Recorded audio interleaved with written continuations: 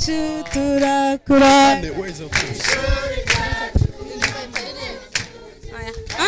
mama ninde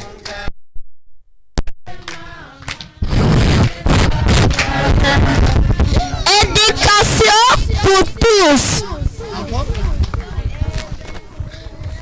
Éducation pour tous.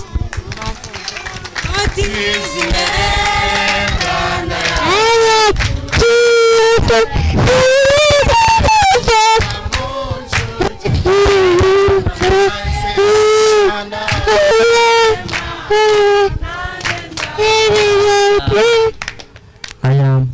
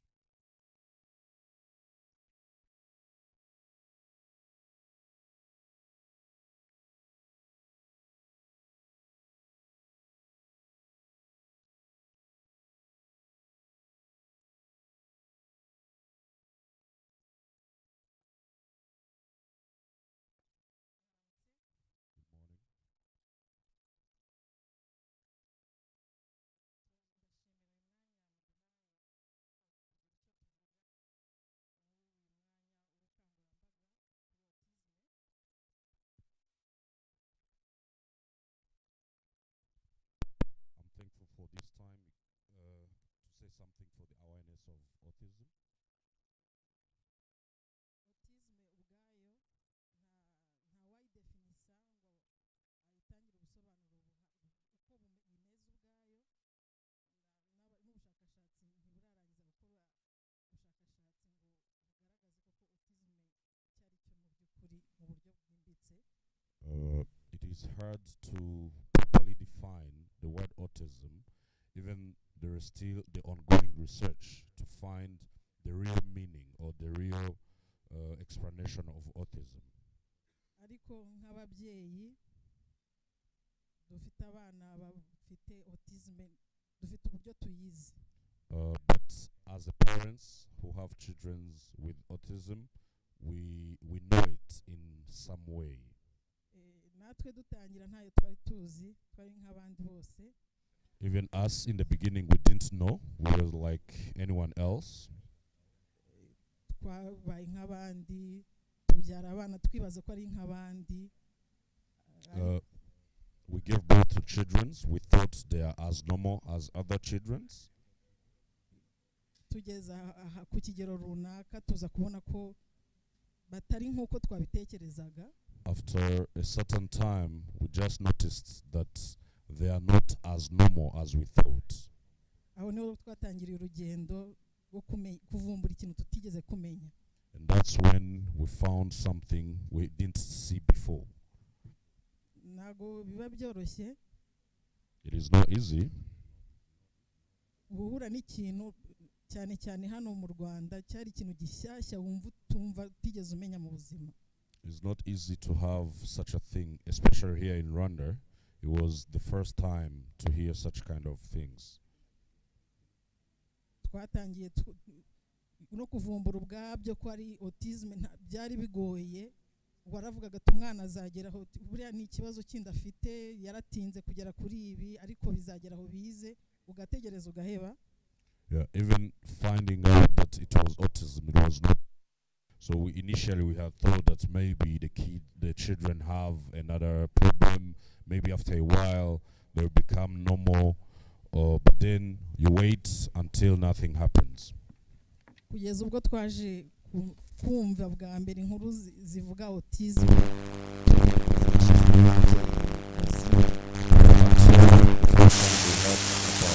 Autism from the mother Lozin. Rwari urugendo rugoye kurutangira, kumva ibintu bishya tubitangira bigoranye, kumva gusa ko umwana afite icyo kibazo kandi nta gisubizo ubona cyafatikaga. Byari bigoye mu mitima y'ababyeyi. Yeah, it was a tough journey to start to first acknowledge that a kid has such a kind of problem as it was being explained. It was not something easy for the parents. Utangira uri umubyeyi ubyaye umwana ugategereza ko azaguhamagara mama ukabiheba yari shock. Yeah, so it was a big shock. So as a mother, you wait for the kid to call your mom, but that never happens. So it was a big shock for the parents. Ntago byari byoroshye ariko ruba ari urugendo nyine ugomba kugenda byanze bikunze. It's not easy, but it's a journey that you have to follow no matter what. Aho tubimenyeye dutangira kubajyana ku mashuri. After finding out, we started taking them to schools. Gukomeza kubana nabyo abana bafite ikibazo cya autisme ntabwo bateye nk'abandi abantu benshi wenda ntibabazi. To live with them, normally the kids with autism, they are not like any other kids. Maybe many people don't know them. Utabibamo umunsi ku wundi ntabwo umuntu yabigusobanurira ngo ubyumve icyo ari cyo. It is hard to explain it to the extent that you fully understand unless you live with them. Bafite uko babaho, bafite uko bitwara bituma societe zose zitabakira uko bari. So they have their special behavior and their special way of living, which results in the society not accepting them the way they are. N'urugendo rutoroshye kubona umuryango ufite uwo mwana kugira ngo ubeho nk'abandi biragora. For a family with an autistic child, it is hard to live as normal as any other family. N'abana bari très agité bataguma hamwe rimwe na rimwe bafite ukuntu bagira amahane rimwe na rimwe bafite ukuntu banga ibintu bimwe na bimwe udashobora kubatwara uko ushatse. Yeah. So they are kids who are highly agitated, and then sometimes they have a special behavior so that you can't control them easily as you could do for any other kid. Rero ku babyeyi bafite abo bana ruba ari urugamba rutoroshye. For the parents who has those kids, it's really a long journey. Hari abo usanga noneho bafite umwana urenze umwe bafite barabyaye abana babiri batatu baba autiste. There exist some of the parents who have more than one autistic child. Urumva ntago biba byoroshye rwose mu muryango nk'uwo nguwo kubihuza ababyeyi babiri umugabo n'umugore hari igihe usanga byabananiye kubijera. So sometimes it is hard for even the family to control that situation. Hari igihe usanga imiryango bamwe bananiwe kumvikana igatangira gucikamo ibice. So sometimes they end up separating.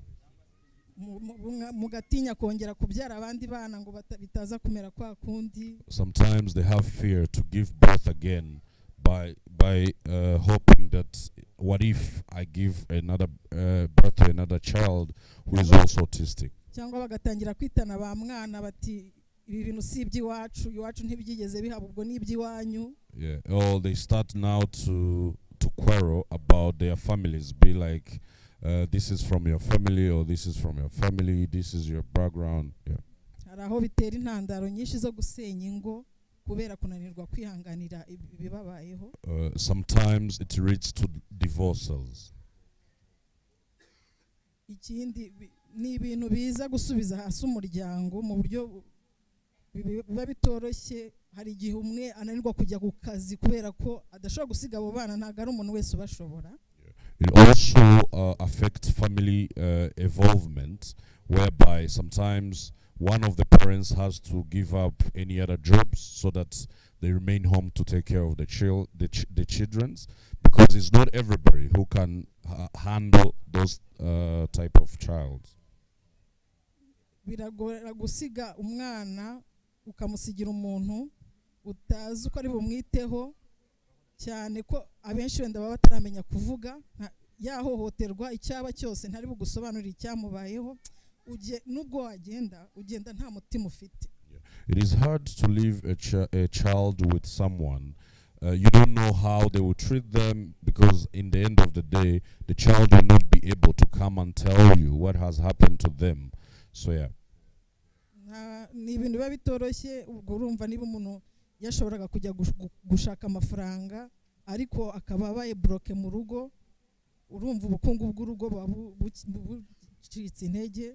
Yeah, so it's not easy, because if someone was able to go to work, if you stop working, it even affects the financial status of the family.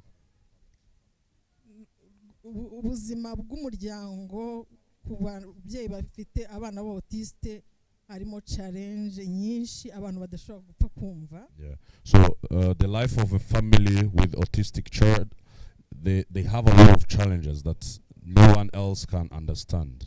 Hari uburyo buri emotionnel. It affects emotionally. Ntabwo abantu bose bafite ubushobozi bwo kwakira ibintu bibaye kimwe. It's not everyone with the same capacity to accept the situations. Ariko icyo nababwira cyo ni ibintu affecta emotionnellement. But what I can really tell you, it affects it affects emotions, one's emotion. Gutekereza ko ufite umwana umeze gutyo nta kintu uri bumukorere wibaza ngo ese future ye fitiriye ni yihe. Thinking that you have a child whom you are not able to see what will be the future of this kid, and yet you can't do anything about it. Nta kintu uri bubikorere, nta kintu uri mukoreho, birahangayikisha ukumva ubuzi icyo ukorera umwana wawe. Birangiza kabisa umutima ukumva ubuzi icyo ukora uriheba. it is so sad to see a child while you can't really help in any way. ni ibintu ababyeyi bafite aba bana duhura nabyo, wumva umeze nk'uwagize ihungabana mu buryo mu mitekerereze, muri emotion, wumva wihebye, wumva utakaje icyizere, wibaza ejo ni iki gihari, uyu mwana nakura azaba iki. Yeah, so it is really a challenge because it affects your emotion every time. So sometimes you be like you're traumatized, always thinking what is the future of this child, what will happen now when he or she grow up. Ibyo rero iyo biburiye igisubizo namwe murabyumva nk'ababyeyi kuba wiyumva. Yeah, so you can imagine when you can't find a solution to those type of question you ask yourself as a parent, you can understand. Ubuzima bwabo n'ubuzima buba busaba kwitabwaho iyo byashobokaga. Their life is a life which needs a special attention if possible. Bakeneye kwitabwaho mu buryo bwose. Hari ibintu byinshi bakenera, ari ukwiga, ari ukwivuza, imibereho ya buri munsi baba bakeneye ibintu byinshi. They really need a special care because they have enormous needs in their daily life.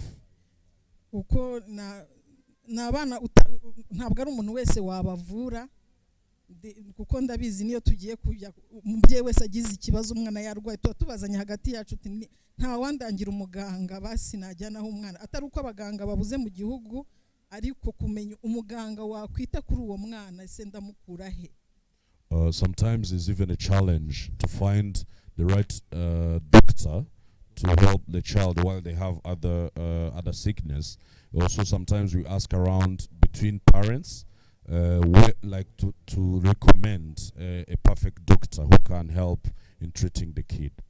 Ntabwo ari ibintu byoroshye kuko abenshi hari nabo usanga ari umuganga kandi atazi autism ni iki, autiste abayeho atameze ate, ndamufasha nte. Yeah, so it's a challenge because even some of the normal doctors, they don't even know the autism. So sometimes they don't know how to really treat to treat these autistic children. Ibyo rero biraduhangayikisha nk'ababyeyi, iyo ubonye umwana arwaye utumutwe kuruta uko ubona uburwayi. Yeah, so that's our worry, and especially when they fall sick, you became more worried about because you can't find a cure easily. Uhita wibaza ndamujyana kwande, ninde uri mushobore kumumanaginga, ninde uri bumwumve akamufata uko arakamenya uko amuvura. Yeah, you start wandering around asking about now which doctor can treat him or her.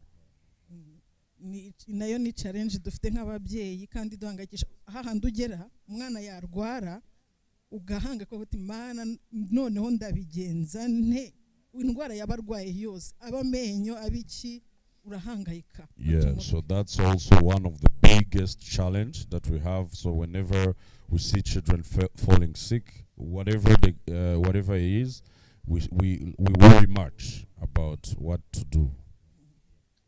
Icyo ni ikintu rwose niba hari abayobozi bari hano bashobora kuba bafite mu nshingano zabo, icyo kintu bazakidufashe.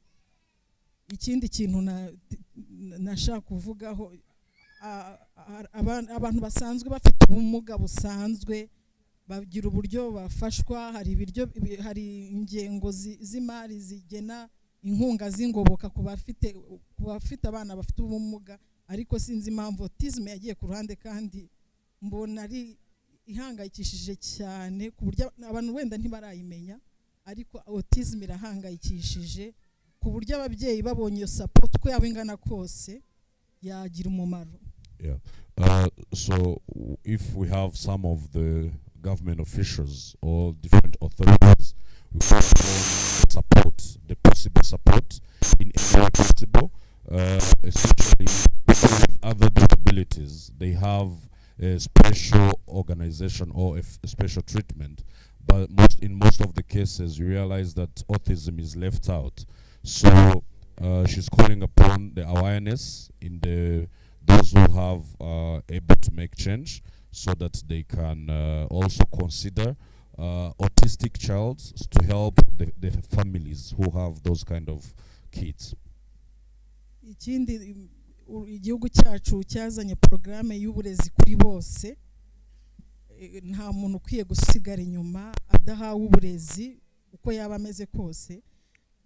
Niba autisme bayibuka, kuko icyo tumaze kumenya cyo nuko aba bana iyo bitaweho bagahabwa uburezi bwabugenewe bagera kure cyane. I don't know if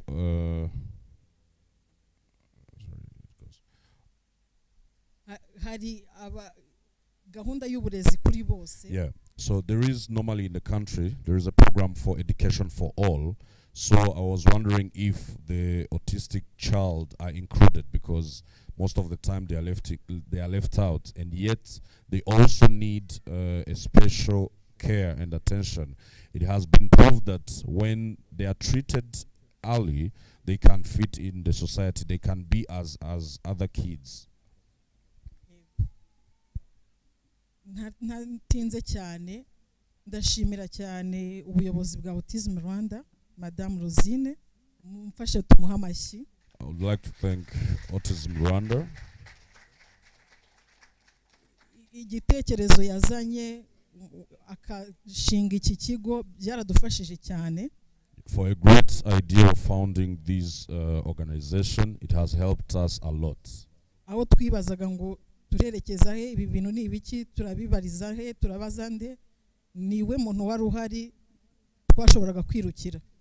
So all the time I was wondering where to go to. At least Autism Rwanda was there. That's the direction it was taking. Gusa ubushobozi bw'umuntu umwe ntabwo bushobora guhaza igihugu cyose cyangwa ibikenewe byose. But the ability of one person or one organization is not enough to cover the whole country, everyone who have a need. Turacyakeneye byinshi, turacyakeneye aho gukorera, turacyakeneye byinshi kugira ngo abana bacu bagire ejo hazaza heza. So we still need support, we still need more places to work for the best future of our kids. Murakoze cyane. Thank you so much.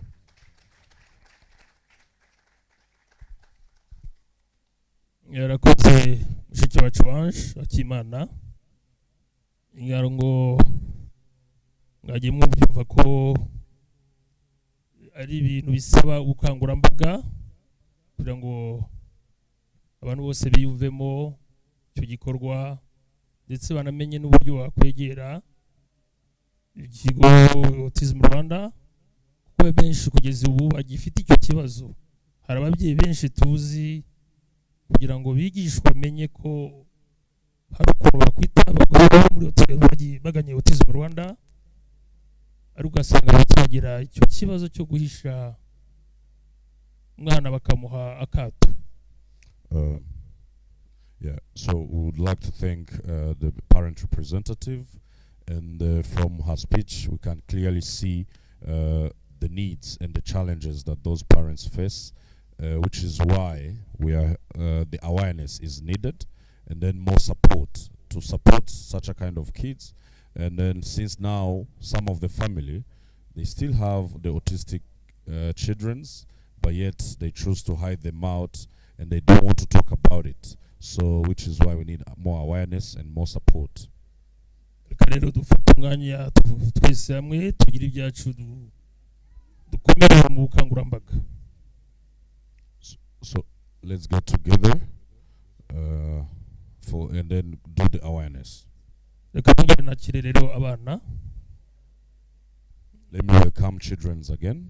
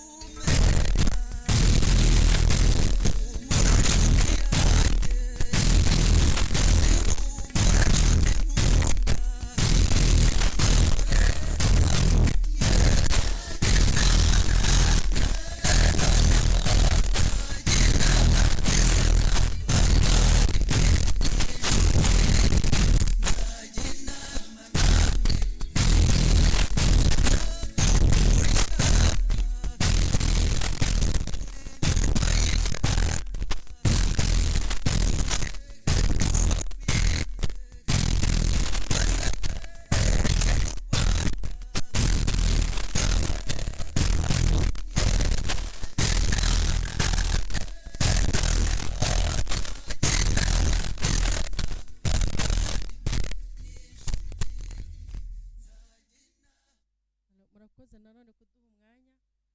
Abana rero bagiye kubashyiriraho utuntu tugufiya cyane. Aba bana batoya bifuje kugenera akantu k'umwihariko bavugira aba mama, kubera yuko turimo turasoza ukwezi kwahariwe abagore. Bifuje rero gukorera akaresitasiyo gatoya aba mama, ubwo n'abagabo namwe murabafasha.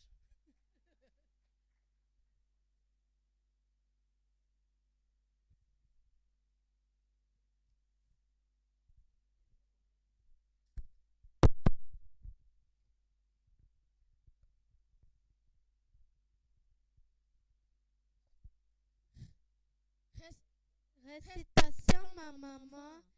Connaissez-vous ma maman? Elle est belle, elle est gentille. Toutes les mamans sont belles, mais pas comme ma maman.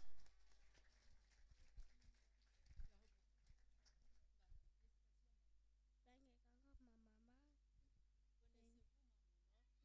toutes les mamans sont belles,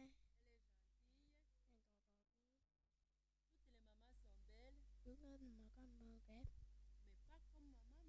Et pas comme ma maman.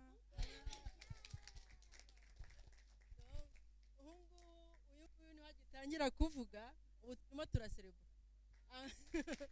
Amaze imyaka hafi 3 iwacu. Uyu mwaka niho yatangiye kuvuga. Kuba atinyuka gufata mikoro akavugiraho, ubu twebwe turimo turishima cyane.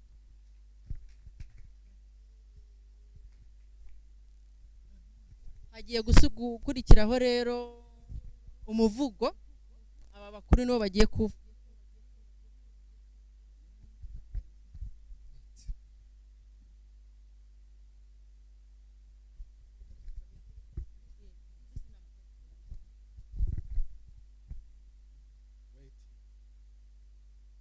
Umuvugo.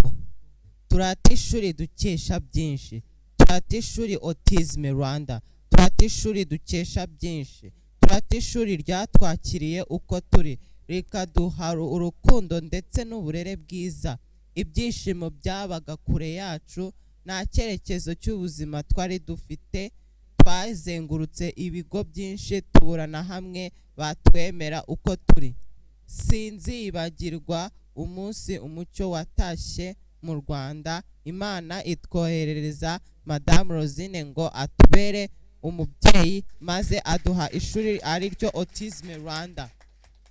Turashimira leta y'u Rwanda yumvise bwangu ubuvugizi bwa Madame Rosine, ikamwemerera gushinga ishuri ryacu ari ryo Autism Rwanda.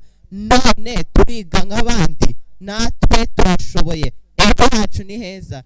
Yari Mutesa Manzi Carton, ndi umunyeshuri wa Autism Rwanda.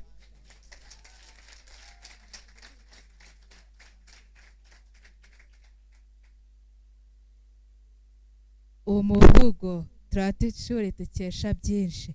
Turata ishuri Autism Rwanda. Turata ishuri dukesha byinshi. Turata ishuri ryatwakiriye uko turi, rikaduha urukundo ndetse n'uburere bwiza. Ibyishimo byabaga kure yacu, nta cyerekezo cy'ubuzima twari dufite. Twazengurutse ibigo byinshi, tuburana hamwe batwemera uko turi. Sinzibagirwa umunsi umucyo watashye mu Rwanda. Imana itwohereza Madame Rosine akatubera umubyeyi, maze aduha ishuri ari ryo Autism Rwanda. Turashimira leta y'u Rwanda yumvise bwangu ubuvugizi bwa Madame Rosine, ikamwemera gushinga ishuri ryacu ari ryo Autism Rwanda. None turiga nk'abandi, natwe turashoboye, ejo hacu ni heza. Yari ibyishimo birame. Ndi umunyeshuri muri Autism Rwanda.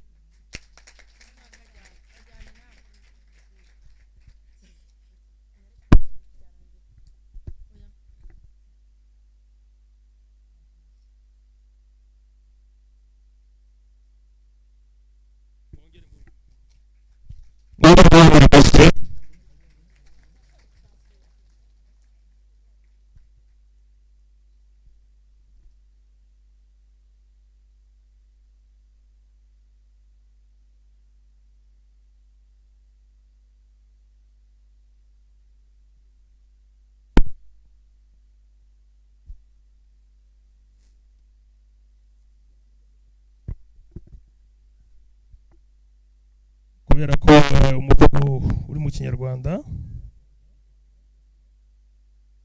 reka muvandimwe dufashe mu translation.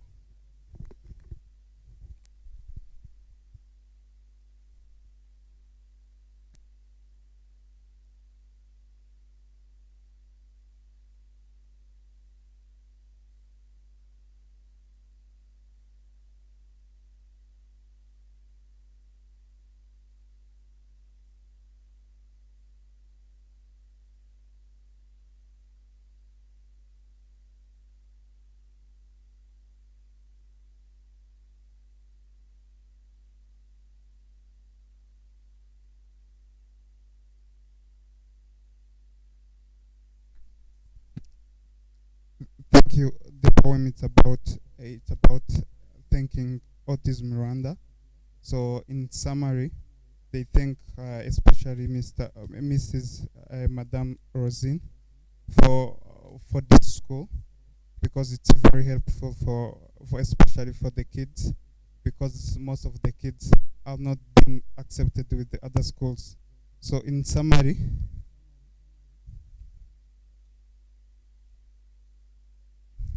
there is no vision for those especially for those kids. They always need that special needs, especially for them, because they are very special. They are different with others. So there was no vision. So, but because of this school, so they have vision. Like they have even like they start as other, like especially in as the other schools. So let's thank Rosine and thank God who sent us to Rosine. Iyo ni incamake rero y'umuvugo amaze kumva w'abana. Twagira ngo muhagarare imbere byatunganye, ubuhanga bw'ibyuma babaye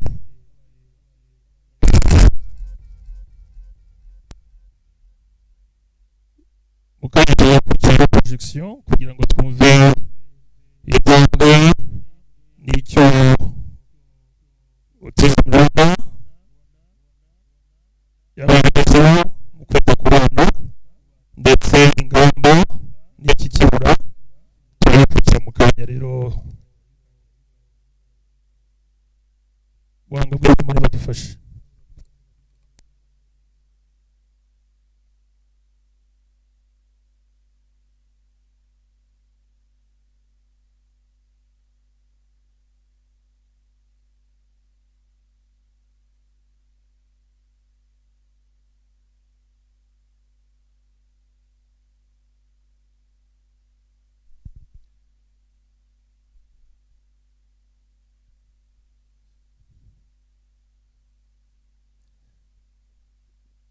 Mugore zitegereje ko bitungana, twabukiranye ko ingamba ikiri ndende. Mu kanya nababwiraga mu gihe usanga abantu benshi bavuga ko ari ubusembwa kuba ufite umwana umutisite. Bigaragara rero ko tugomba kuganiriza mu miryango yacu abafite icyo kibazo, kugira ngo iyo complex icyo tubasembwa kihave burundu. Tubishyiramo imbaraga, tuganiriza abavandimwe, imiryango, inshuti, kugira ngo bamenye ko ari ibisanzwe. Umwana wo kwitaho no kwitabwaho, bigaragara ko hagomba kugaragaza ubwitange budasanzwe. Icyo tuzi ko nuko bashoboye, twagiye dusoma za documentary zitandukanye, dusobanukirwa ko harimo abantu bakomeye ku isi bagize bafite autism, ariko ntibabuze kugera ku cyo bagomba kugeraho kandi bagateza igihugu imbere.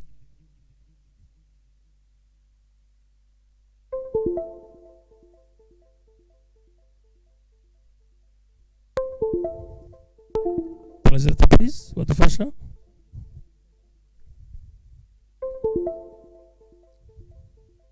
In summary, so like we need to create the awareness for these special kids because they need also vision as the others. So it's up to us as parents, as everyone to create those awareness because the autistic kids are very special and also they need to be respected as others.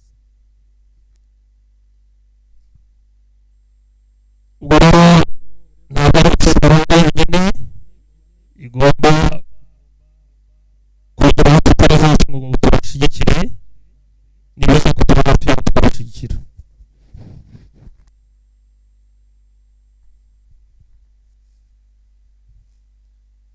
navuga ko Autism Rwanda twabashobora yonyine twebwe ababyeyi tugomba kubaza kugira ngo tubashigikire. Yeah, so Autism Rwanda can't do it on their own, alone.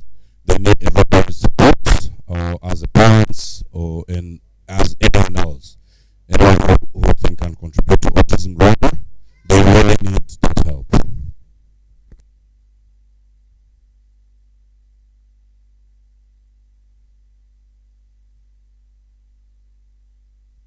Okay,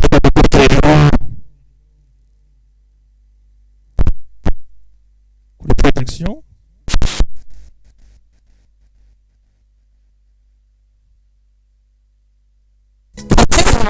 ikigo giherereye ku Gisozi mu mujyi wa Kigali tukaba twakira abana bafite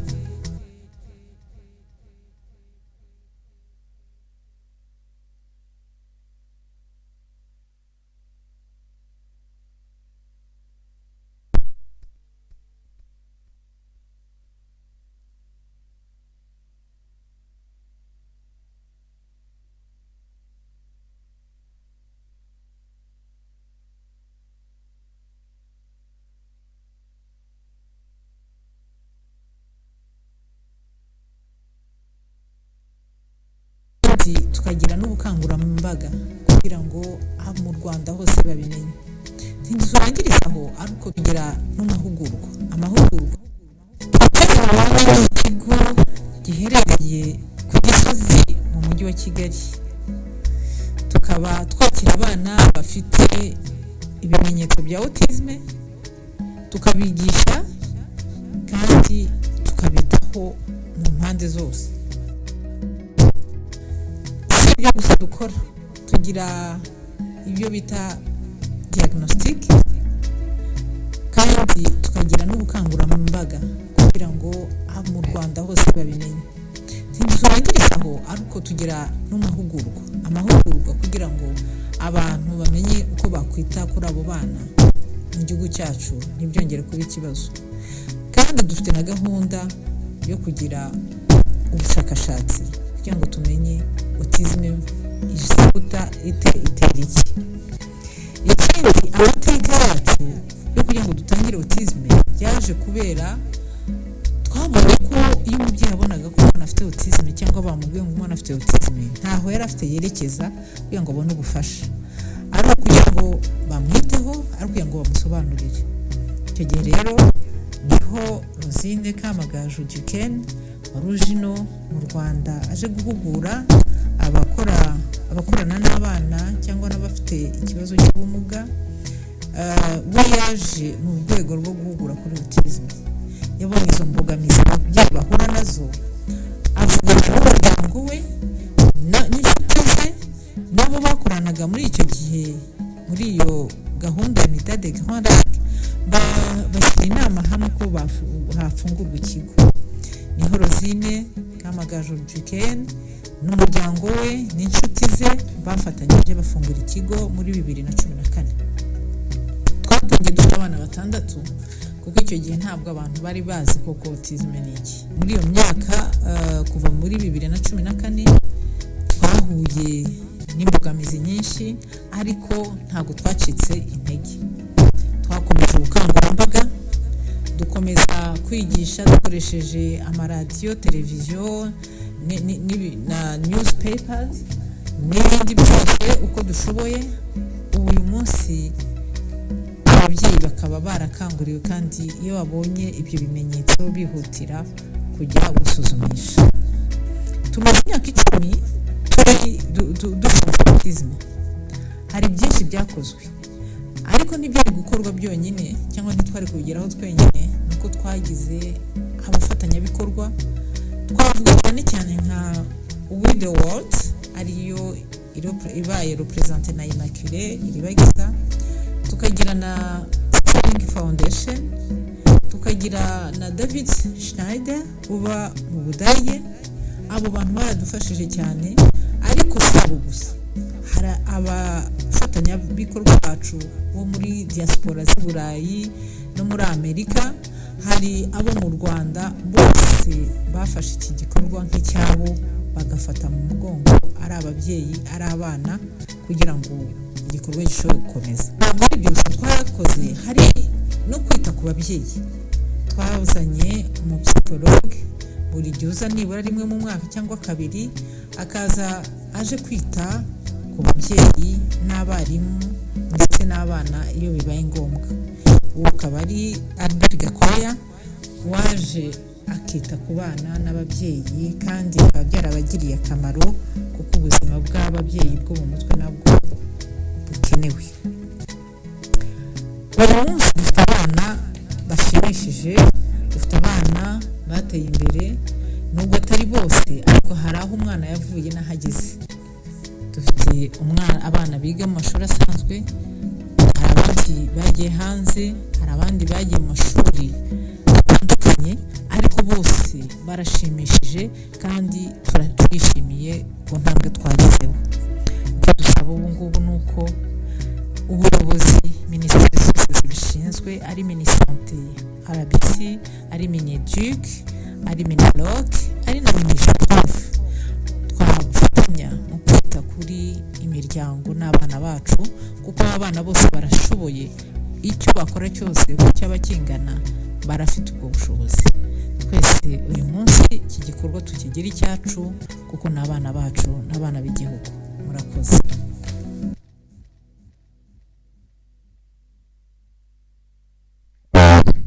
In short, if I may maybe briefly translate or say something about the video.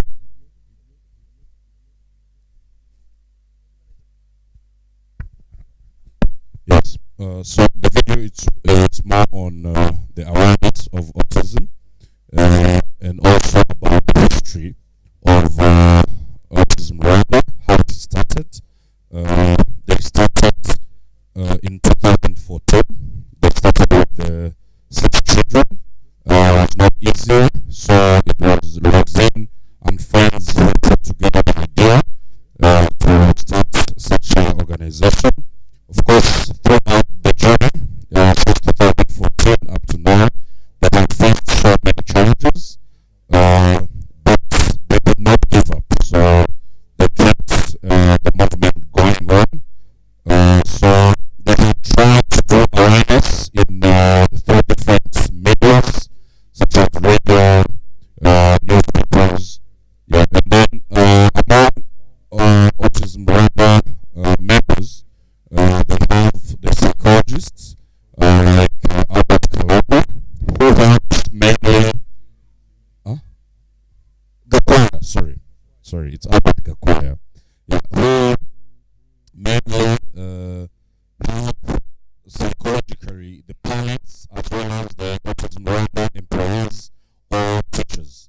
So towards the end of the video, they were calling upon awareness, we are calling upon support from anyone, any government organization, like government organs, different ministries, and anyone else who can provide support. Thank you.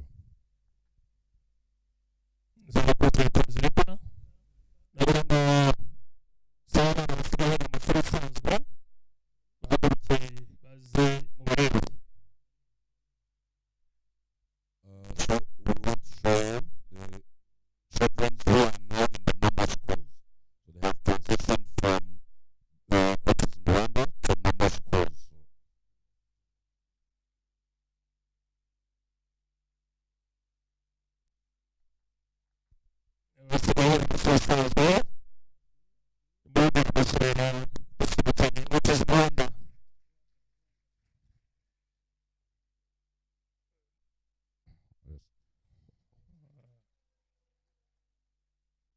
Wisubireyo murakoze.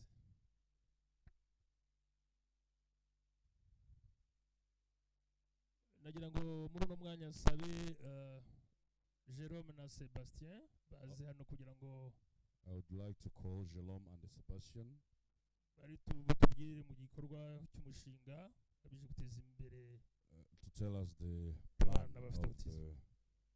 Autism Rwanda.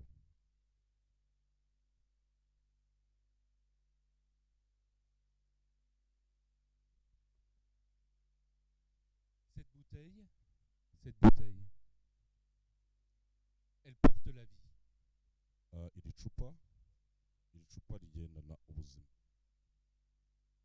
Cette petite bouteille, elle n'est pas la vie, mais elle porte la vie.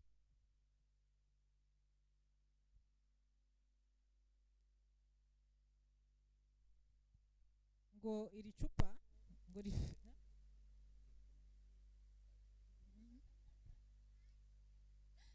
On a l'habitude. Je disais, cette bouteille, iri cupa elle porte la vie. ngo rifite ubuzima Cette toute petite bouteille, elle n'est pas la vie, ngo aka gacupa gato ariko si ubuzima mais elle porte la vie. ngo ariko gafite ubuzima. C'est l'eau qui désaltère, ngo ni amazi atuma umubiri wacu umera c'est neza aussi l'eau qui sauve. kandi ni amazi atukiza. Est-ce qu'il peut y avoir plus important à certains moments que cette petite bouteille d'eau? ngo ese hari igihe ikintu cyaba gikomeye ngo nk'aya mazi ari muri aka gacupa. Et voilà que je l'ai vidé. ngo maze kuyarangiza. Deux choix s'offrent alors à moi. ngo igisigaye ngo ni ibintu bibiri kuri iri cupa. Ou alors, je la dépose sur la table ou dans mon sac soit ndarishyira ku meza cyangwa mu gasakoshi ke, et je pourrais à nouveau la remplir.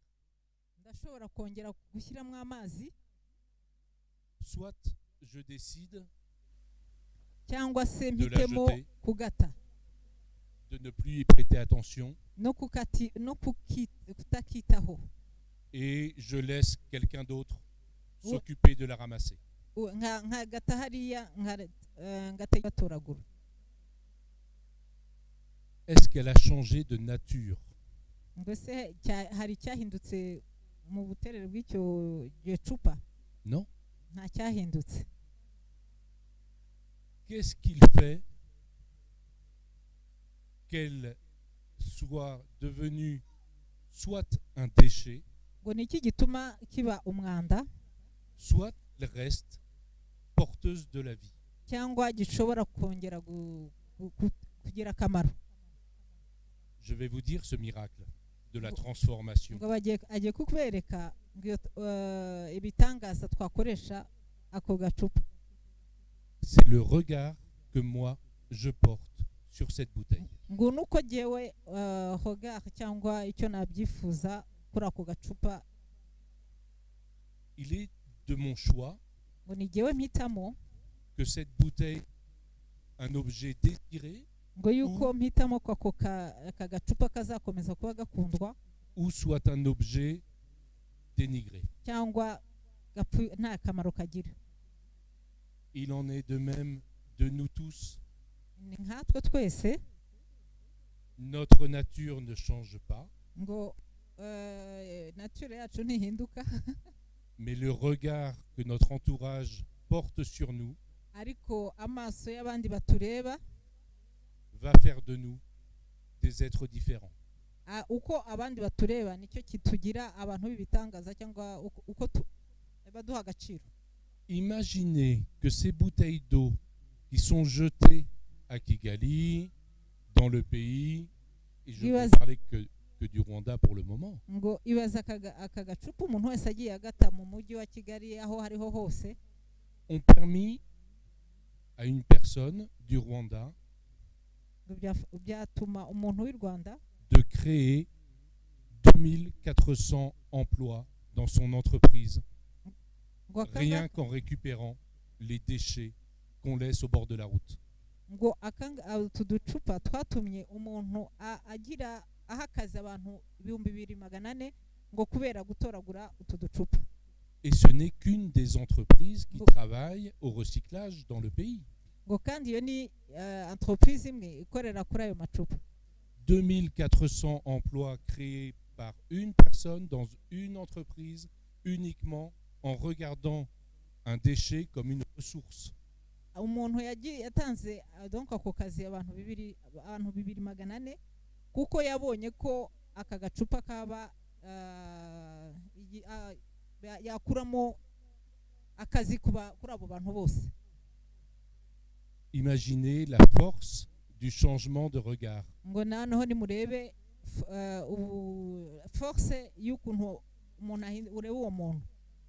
Alors j'ai aujourd'hui le plaisir de vous présenter un artiste ngo bagiye kubereka kubapresenta umu artiste qui a su changer de regard, ngo washoboye guhindura indoro, qui nous invite à changer de regard adusaba guhindura indoro cyangwa uko tubona ikintu, et qui va animer cet été au Rwanda une résidence d'artistes pendant 7 semaines. kandi azaza hano mu Rwanda mu kwa kane no mu kwa munani akagira residence y'abartiste hano mu Rwanda amezi ibyumweru 7. Il travaille entre autres avec des bouteilles en plastique. agakoresha utu ducupa twa plastique.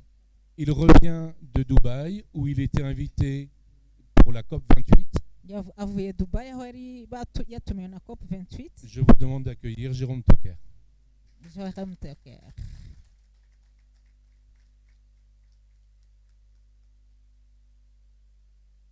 Le temps qu'il se remette de son émotion, on va passer une toute petite vidéo. mbere yuko ngo yikalma ngo yahungabanye ngo bagiye kubereka aka video gatoya.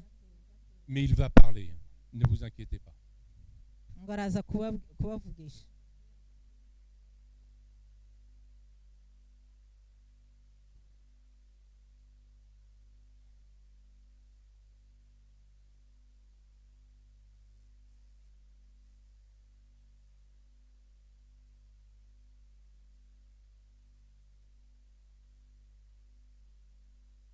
ubuhanga bw'ibyuma hano banza bwabagoye cyane.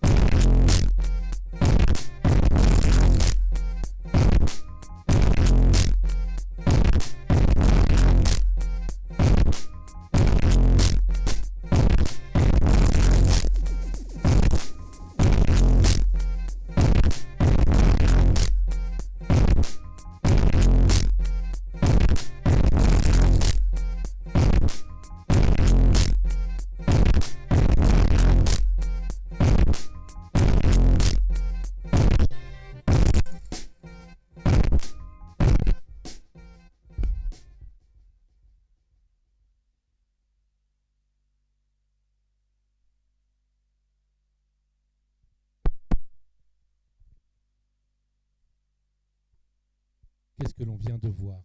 On vient de voir un atelier d'artistes, des enfants qui peignent, mais des enfants qui peignent comme on peut voir des enfants dans toutes les écoles.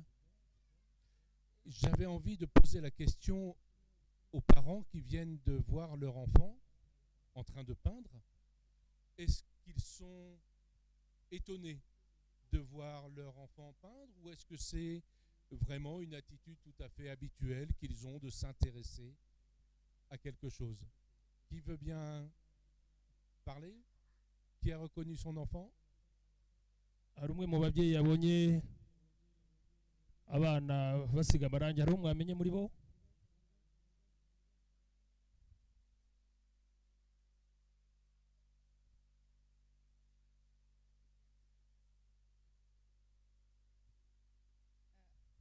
murakoze ni mama Randi Randolph. Vuga cyane. Murakoze ndi mama Randi na Randolph. Je m'appelle Mama Randi. Kuri filme ya mbere bombi nababonye, ndetse no kuri filme nabonye Randi. J'ai reconnu Randi. Ari gusiga amarangi. Il était en train de peindre. Kandi biri mu mirimo akunda cyane. Et il aime vraiment peindre.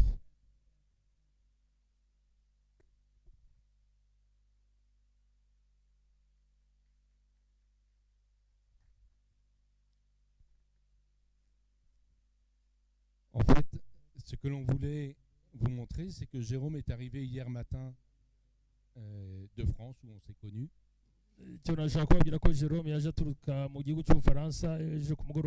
Il est arrivé dans le centre Autisme Rwanda avec sa valise. Et 5 minutes après son arrivée, les enfants étaient en train de peindre.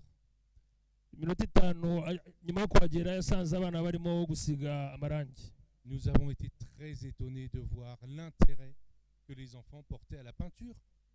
Mais en fait, on ne leur avait pas encore proposé cette activité. Jérôme, est-ce que tu veux je vous finis, vous traduisez? Ça y est. Ça va? Nyuma y'ubwo Jérôme ahageze nyuma y'iminota 5 abana batangiye gusiga amarangi. Jérôme, est-ce que tu peux nous expliquer ton travail, ce que tu fais, ce que tu vas faire surtout? Asabye Jérôme kugira ngo amusobanurire umurimo we n'icyo uteganya gukora. Bonjour à tous, grand merci de votre accueil. Mwiriwe neza, ndabashimira uburyo mwanyakiriye.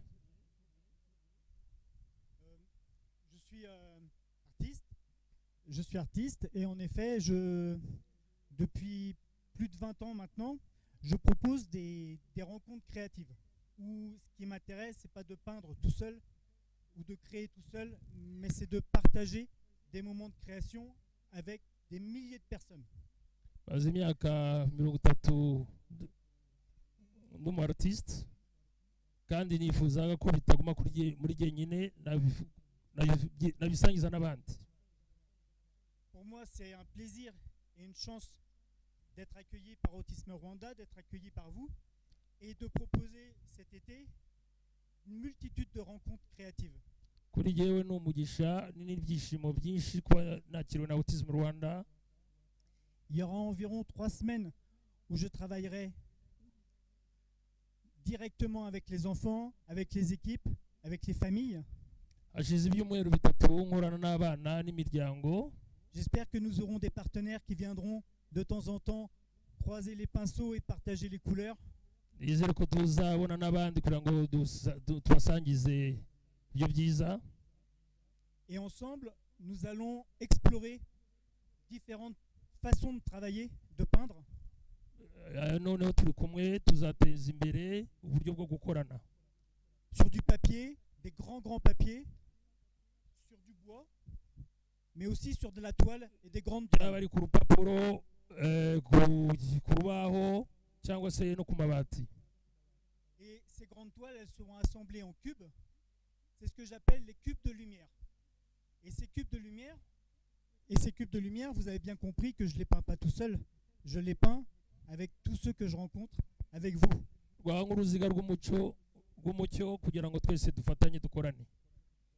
Et ces cubes feront l'objet d'expositions dans différents endroits au Rwanda. Une façon aussi de mettre en lumière les enfants d'Autisme Rwanda.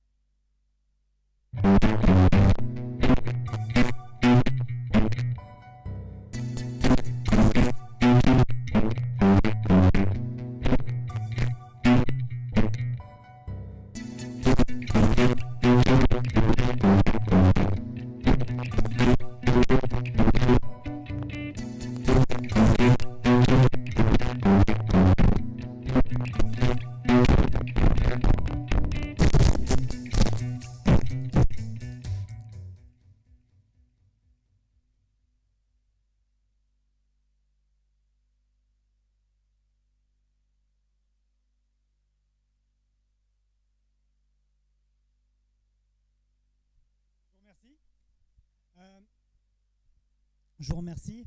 Donc, vous avez vu quelques images qui correspondent à des ateliers. C'est ce que nous allons faire.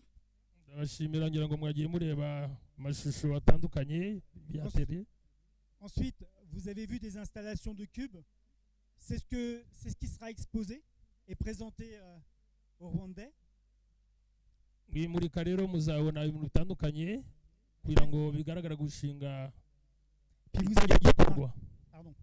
Et vous avez pu remarquer au début et à la fin, sur la dernière image, des champs de fleurs, des champs de coquelicots.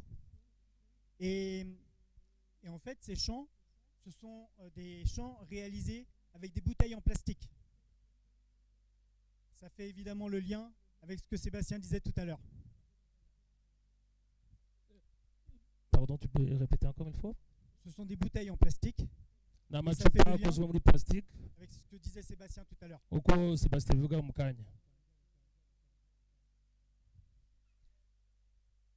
La deuxième partie de la résidence sera faite à l'extérieur d'Autisme Rwanda, toujours avec le soutien d'Autisme Rwanda, mais ça sera sur l'espace public dans différents lieux.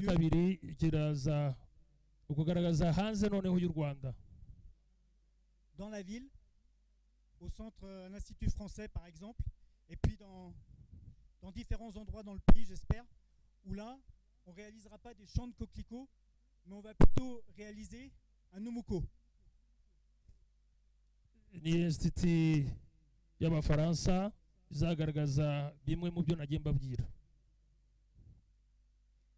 que tu veux que je dise de plus, Sébastien?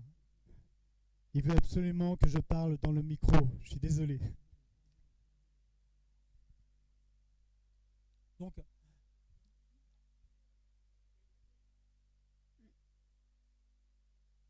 je redis.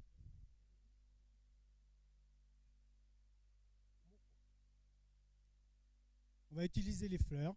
Dans la deuxième partie de résidence, je ne vais pas faire des champs de coquelicots avec les enfants d'Autisme Rwanda, avec leurs partenaires, avec les équipes, mais nous allons faire un arbre qui est Omoko.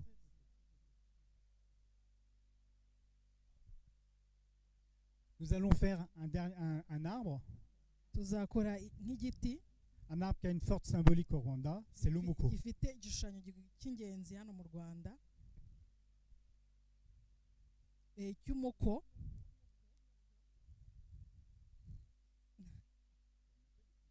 Nous avons choisi cet arbre Umuko parce que c'est l'arbre protecteur. Souvenez-vous, sur chaque parcelle, à l'entrée de chaque parcelle, traditionnellement, on met au moins un Umuko.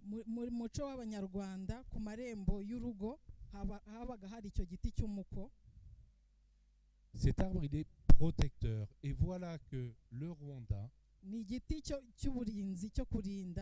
mu muco w'ikinyarwanda qui abrite umuko buri rugo rwabaga rufite igiti cy'umuko. est un pays qui protège. U Rwanda ni igihugu kirinda. Le pays protège bien sûr ses frontières, il protège sa population, il protège les femmes, il protège les enfants, il protège l'environnement. Igihugu kirinda ubwoko abaturage bacyo, igihugu kirinda abagore, igihugu kirinda umuryango, igihugu kirinda imbibi zacyo. Alors c'était vraiment important pour nous de faire venir Jérôme cet été, travailler sur le déchet bouteille en plastique. Byari by'ingenzi kuzana Jérôme kugira muri iki afatanye natwe. Et changer de regard sur ce déchet. Akora kuri ibyo bita nk'imyanda, akore kuri iyo myanda. Inviter le public à venir avec ses bouteilles vides. Atumira imbaga nyamwinshi kugira ngo zize zikore kuri ibyo bintu by'imyanda.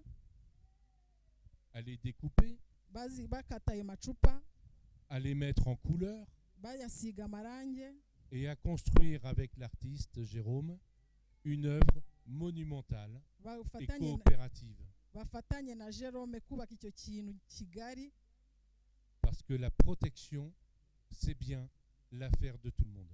Kuko kurinda ni ibintu bireba buri muntu wese. Nous vous remercions. C'est ce que nous voulions vous présenter. Tu veux rajouter quelque chose? Je veux rajouter 2 ou 3 petites choses. J'espère que vous m'entendez. C'est bon ou pas? Okay. Hier, quand je suis arrivé au centre Autisme Rwanda,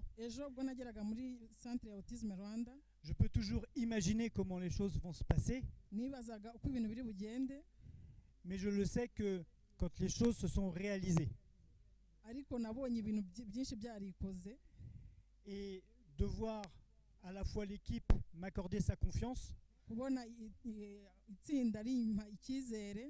que les enfants viennent en effet participer, peindre ensemble, partager les pièces de puzzle avec les autres copains, avec moi.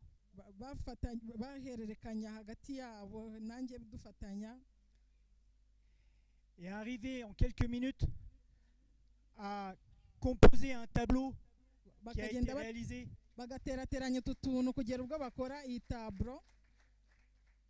par les enfants, ça n'a rien de magique. C'est juste aussi le symbole du travail qui est fait au quotidien depuis des années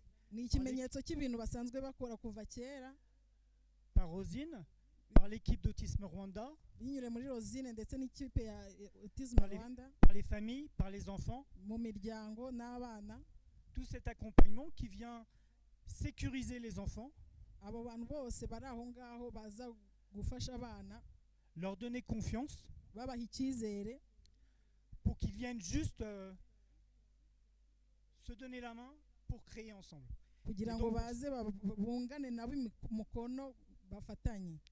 Donc pour ça, je voulais vous remercier tous et vous dire à très bientôt.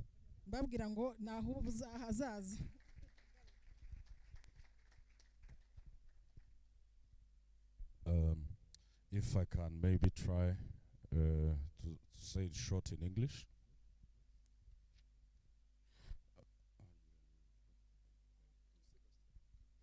Sebastian started with a short story where he was trying to use a bottle, an empty bottle, as a sign or as an example of life. He tried to show the value.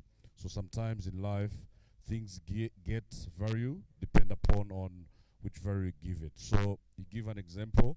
If someone throw a bottle in a city, that one is giving a chance to other people in a way they couldn't imagine. So by doing that, we have new companies, like for instance here in Rwanda, more than 2,000 people are employed just for trash picking. So that bottle that you throw away, thinking that it has no value, it has given to other people a job. So they have a big project together with Jérôme, it's an autistic project. So one of the interesting thing, when Jerome reached the Autism Rwanda, after 5 minutes, he was surrounded by many kids, which was displayed in the first video, where everyone was painting. Those kids interested was painting, and then they came up at the end with the portraits that we saw. They presented here in front.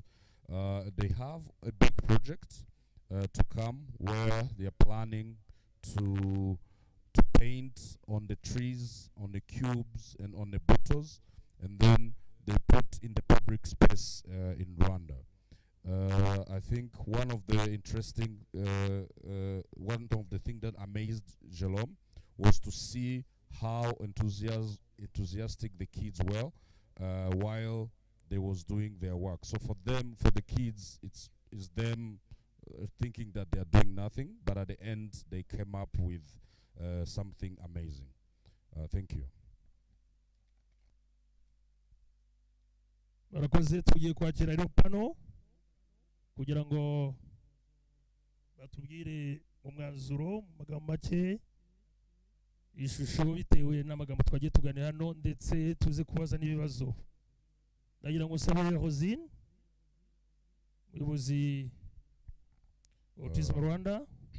Yes, we're going to receive to have a panel discussion whereby we now take the way forward. Sabe uhagarariye ababyeyi Mama Landi nabaze. So we have Rosine, as a representative of Autism Rwanda. Sabe we have a representative of Parents. Nabaze kugira ngo, and we ask Gakwaya, the psychologist.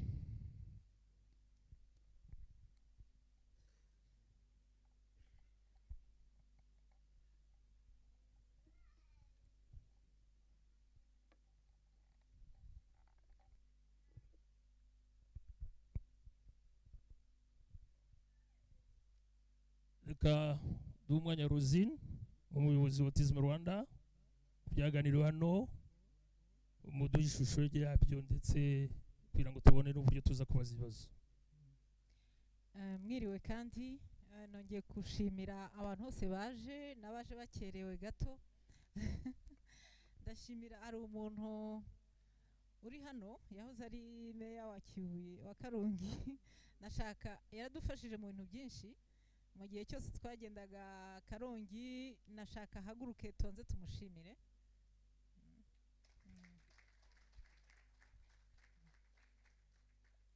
Uyu ni umubyeyi, burya iyo umuntu tumubwiye akabona ikibazo akacyumva none akanatuvuganira akagera hejuru, uriya ntago twamwibagirwa.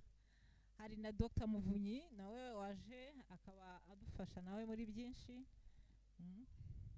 Yeah, these are the esteemed guests who came after we had started the program. They help us a lot throughout implementation of this project. Hakaba hari n'abamambre ba Rotary Monjari bari hano, n'abandi ba Rotary bari hano, n'abasaba nabo bahagaruke. And we have the member of Rotary who are here as well. Hakaba hari na Dr. Gilbert tujya twoherereza abana bacu, nawe nashaka haguruke bamubone kuko aradufasha muri byinshi. And we have Dr. Gilbert who help us in cure our childs. Murakoze cyane, nizere ko nta bandi bashyitsi nibagiwe baje nyuma. Muri iyi myaka 10 tumaze muri autism, in this 10 years journey as autism, ndibaza baduhaye iminota 20 turagerageza kwifatisha neza. Hari undi muntu winjiye nawe reka tumuhe. We have another guest who's coming. Nawe akaba ari inshuti ya Autism Rwanda, akaba n'umuhotarien. He's also a member of Rotary and a friend of Autism Rwanda. Akaba ari na consul wo muri Côte d'Ivoire. Ko afite ibintu byinshi n'umuyobozi. Okay, na muri iyi minsi imyaka 10 tumaze, muribuka abantu twari kumwe twatangiye dufite abana 6. we started with 6 children. ndibuka mbivuga mu mushyikirano muri 2015 muri pause ntabwo nashoboye gufata n'icyayi kuko bose barambwiraga ati ibintu Rosine wavuze ntibiba hano ntago biba mu Rwanda rwose uratubeshye ni iby'iwanyu Burayi.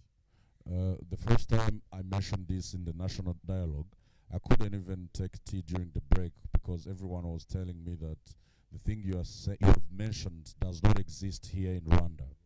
Umuntu washoboye kumbwira ati rata ndagushyigikiye ni SG Gasamagera icyo gihe twahuriye muri bus tuvuye hari ku nteko arambwira ati Rosine genda bizi birahari ndagushyigikiye niwe wenyine wabimbwiye abandi bose bantera gutwatse. I met one Secretary General, is the one who supported my idea, has affirmatively mentioned that he even knows that those things exists. Iyi pano iri hano murabona ko ikoze n'umupsikologe n'umubyeyi ni ukugira ngo tubereke ibibazo cyangwa imbogamizi bahura nabyo buri munsi. Umubyeyi yabivuze ati kubisobanura ntabwo ari ibintu byoroshye kereka umubyeyi ubana n'umwana ufite autisme niwe wenyine yabivuga. Yeah, so on this panel we have a psychologist and the parents to help us understand and clearly show us how it is, because as the previous parents mentioned, it's only people who live with the autistic child, they're the one who can explain well, who can help you understand.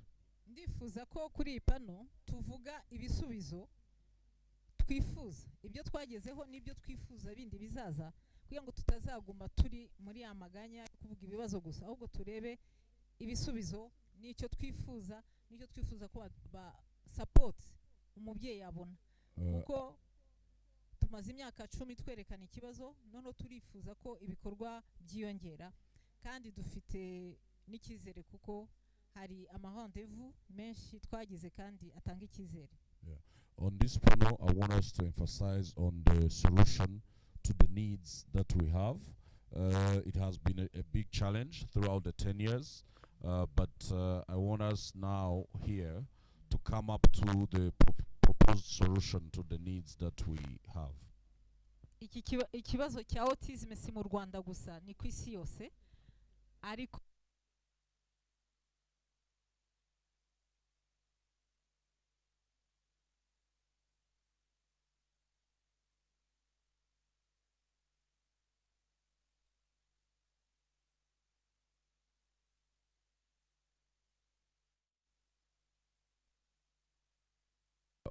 Autism is not only in Rwanda, it's a worldwide thing, but we want today to focus to see it in context of Rwanda.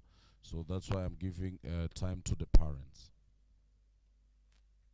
Murakoze. Thank you. Nitwa Moza Diane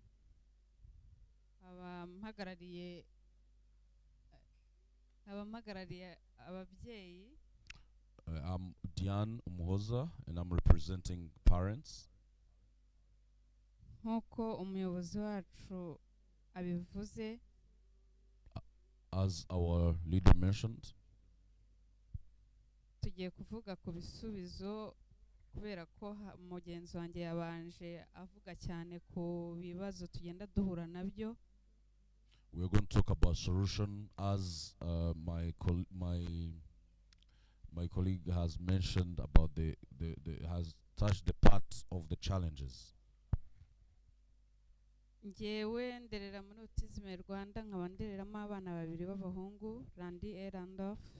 For me, I have 2 children in Autism Rwanda, Landy and Landolph. Okay, ni ibintu bitoroshye ariko twarabishoboye.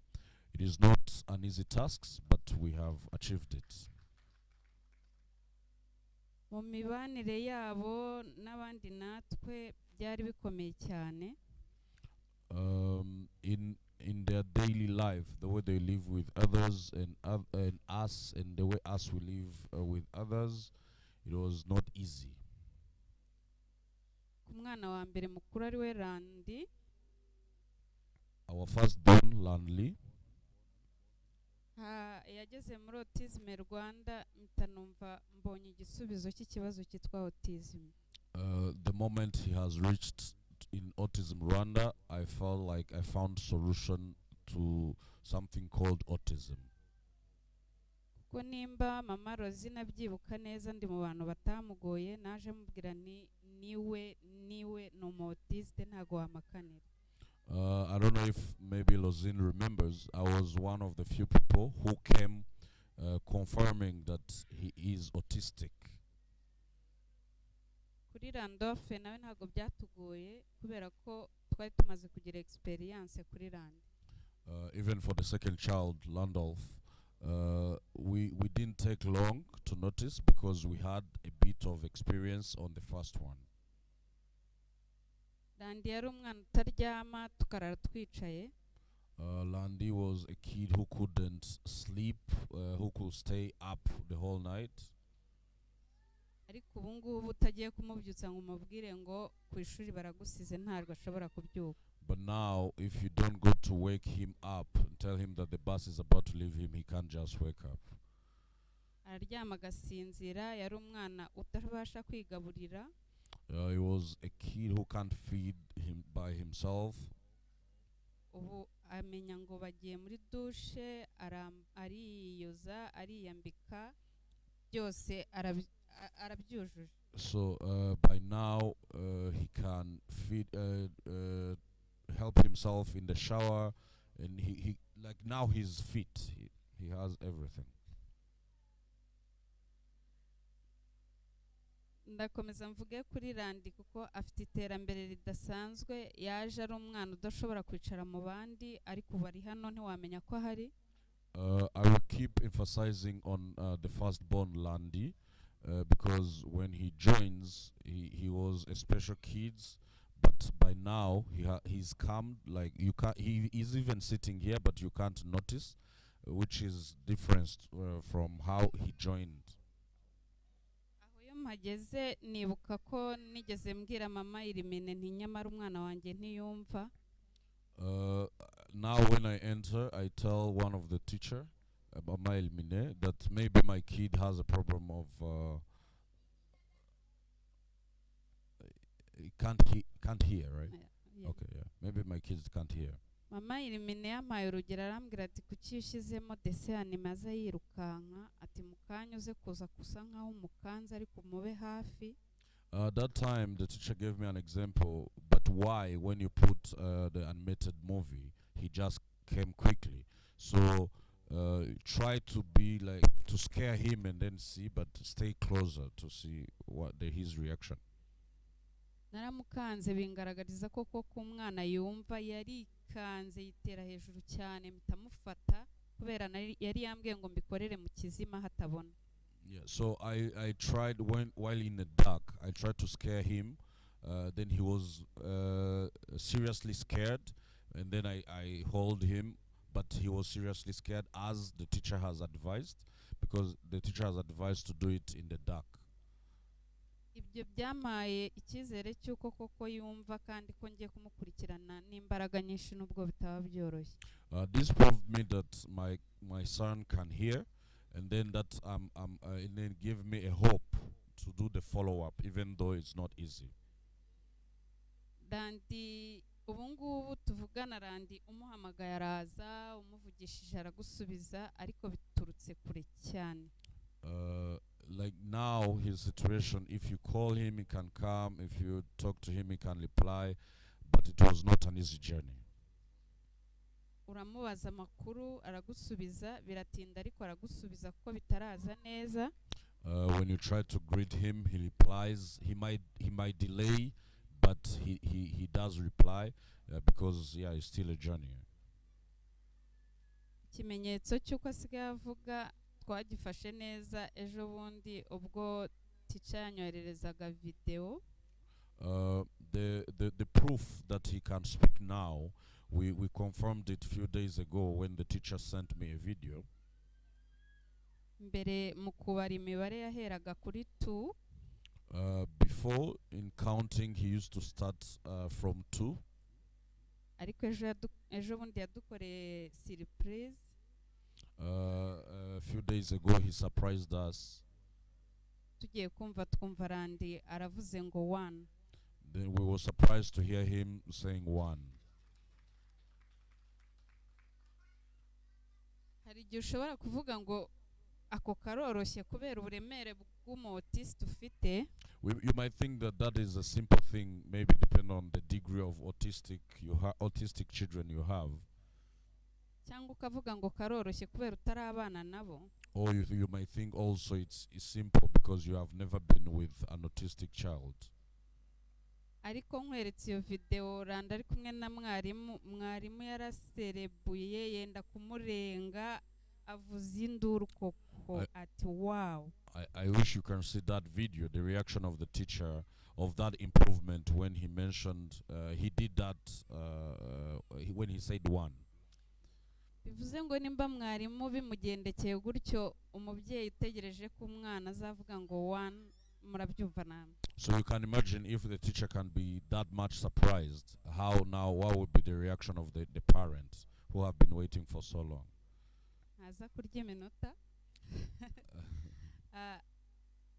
Ibyo ni imbaraga zituruka mu gukurikirana bano bana. That's an effort in the follow-up of these autistic children. Ni n'ibisubizo turi kugenda tubabonamo kuko barashoboye. And it is also the solutions we are seeing in this organization because they are able. Nagira ngo menyesha abantu bavuga ngo aba bana ngo ntacyo bazaba cyo ntacyo bashoboye. I would like to tell people who says that these kids has no future. Abenshi baradutuka. Many people abuse us. Abandi bakatuvuga amazina atandukanye. Otherwise they call us different names. Ariko ibyo byose nuko bataramenya inyungu zabo. But all those is because they haven't known their value. Inyungu zabo nuko nabo bashoboye. One of their value and their benefits is that also they are able. Mwagiye mubyibonera ko barashoboye bavuga imivugo bararirimba bazi guserebura nabo. Yeah, you have seen during their demonstrations that they are able, they can sing, they can do poems, and then they can celebrate. Rero ibyiza tuvuga nuko tugenda dufite ibimenyetso byabyo. So the goodness that we say now is because we have their proof. Abana bacu bakurikiranye neza kuko bakunda urukundo karubaha. With the proper follow-up, while you show them love, bajya ku murongo kandi iyo si yabo biberamo bayivamo. So they become normal, and then they came out their comfort zone or their world. Ariko mu by'ukuri umuhohoteye ni kimwe nk'undi mwana wese. But if you are violent on them, it's like any other kid. Nabo bararakara kandi bo barakara nabi. Even them, they get angry, but for them their anger is something else. Mu by'ukuri rero nimvuga ko bakurikirana ntago ari ikintu cyoroshye. So in reality, if I mention the follow-up, it's not an easy thing. Biradusaba imbaraga nyinshi cyane. It requires a lot of effort. Bidusaba imbaraga mu bukungu. It needs a financial effort. Bikadusaba imbaraga ku mutima. And then it needs emotional efforts as well. Nubwo mureba twambaye imikenyero. Even though we are dressed well. Babyeyi twakeye pe ariko harimo ibikomere mu mutima. We have a wounded hearts. Ibyo bikomere turabiterwa na society iri hano iturangamiye turi hafi.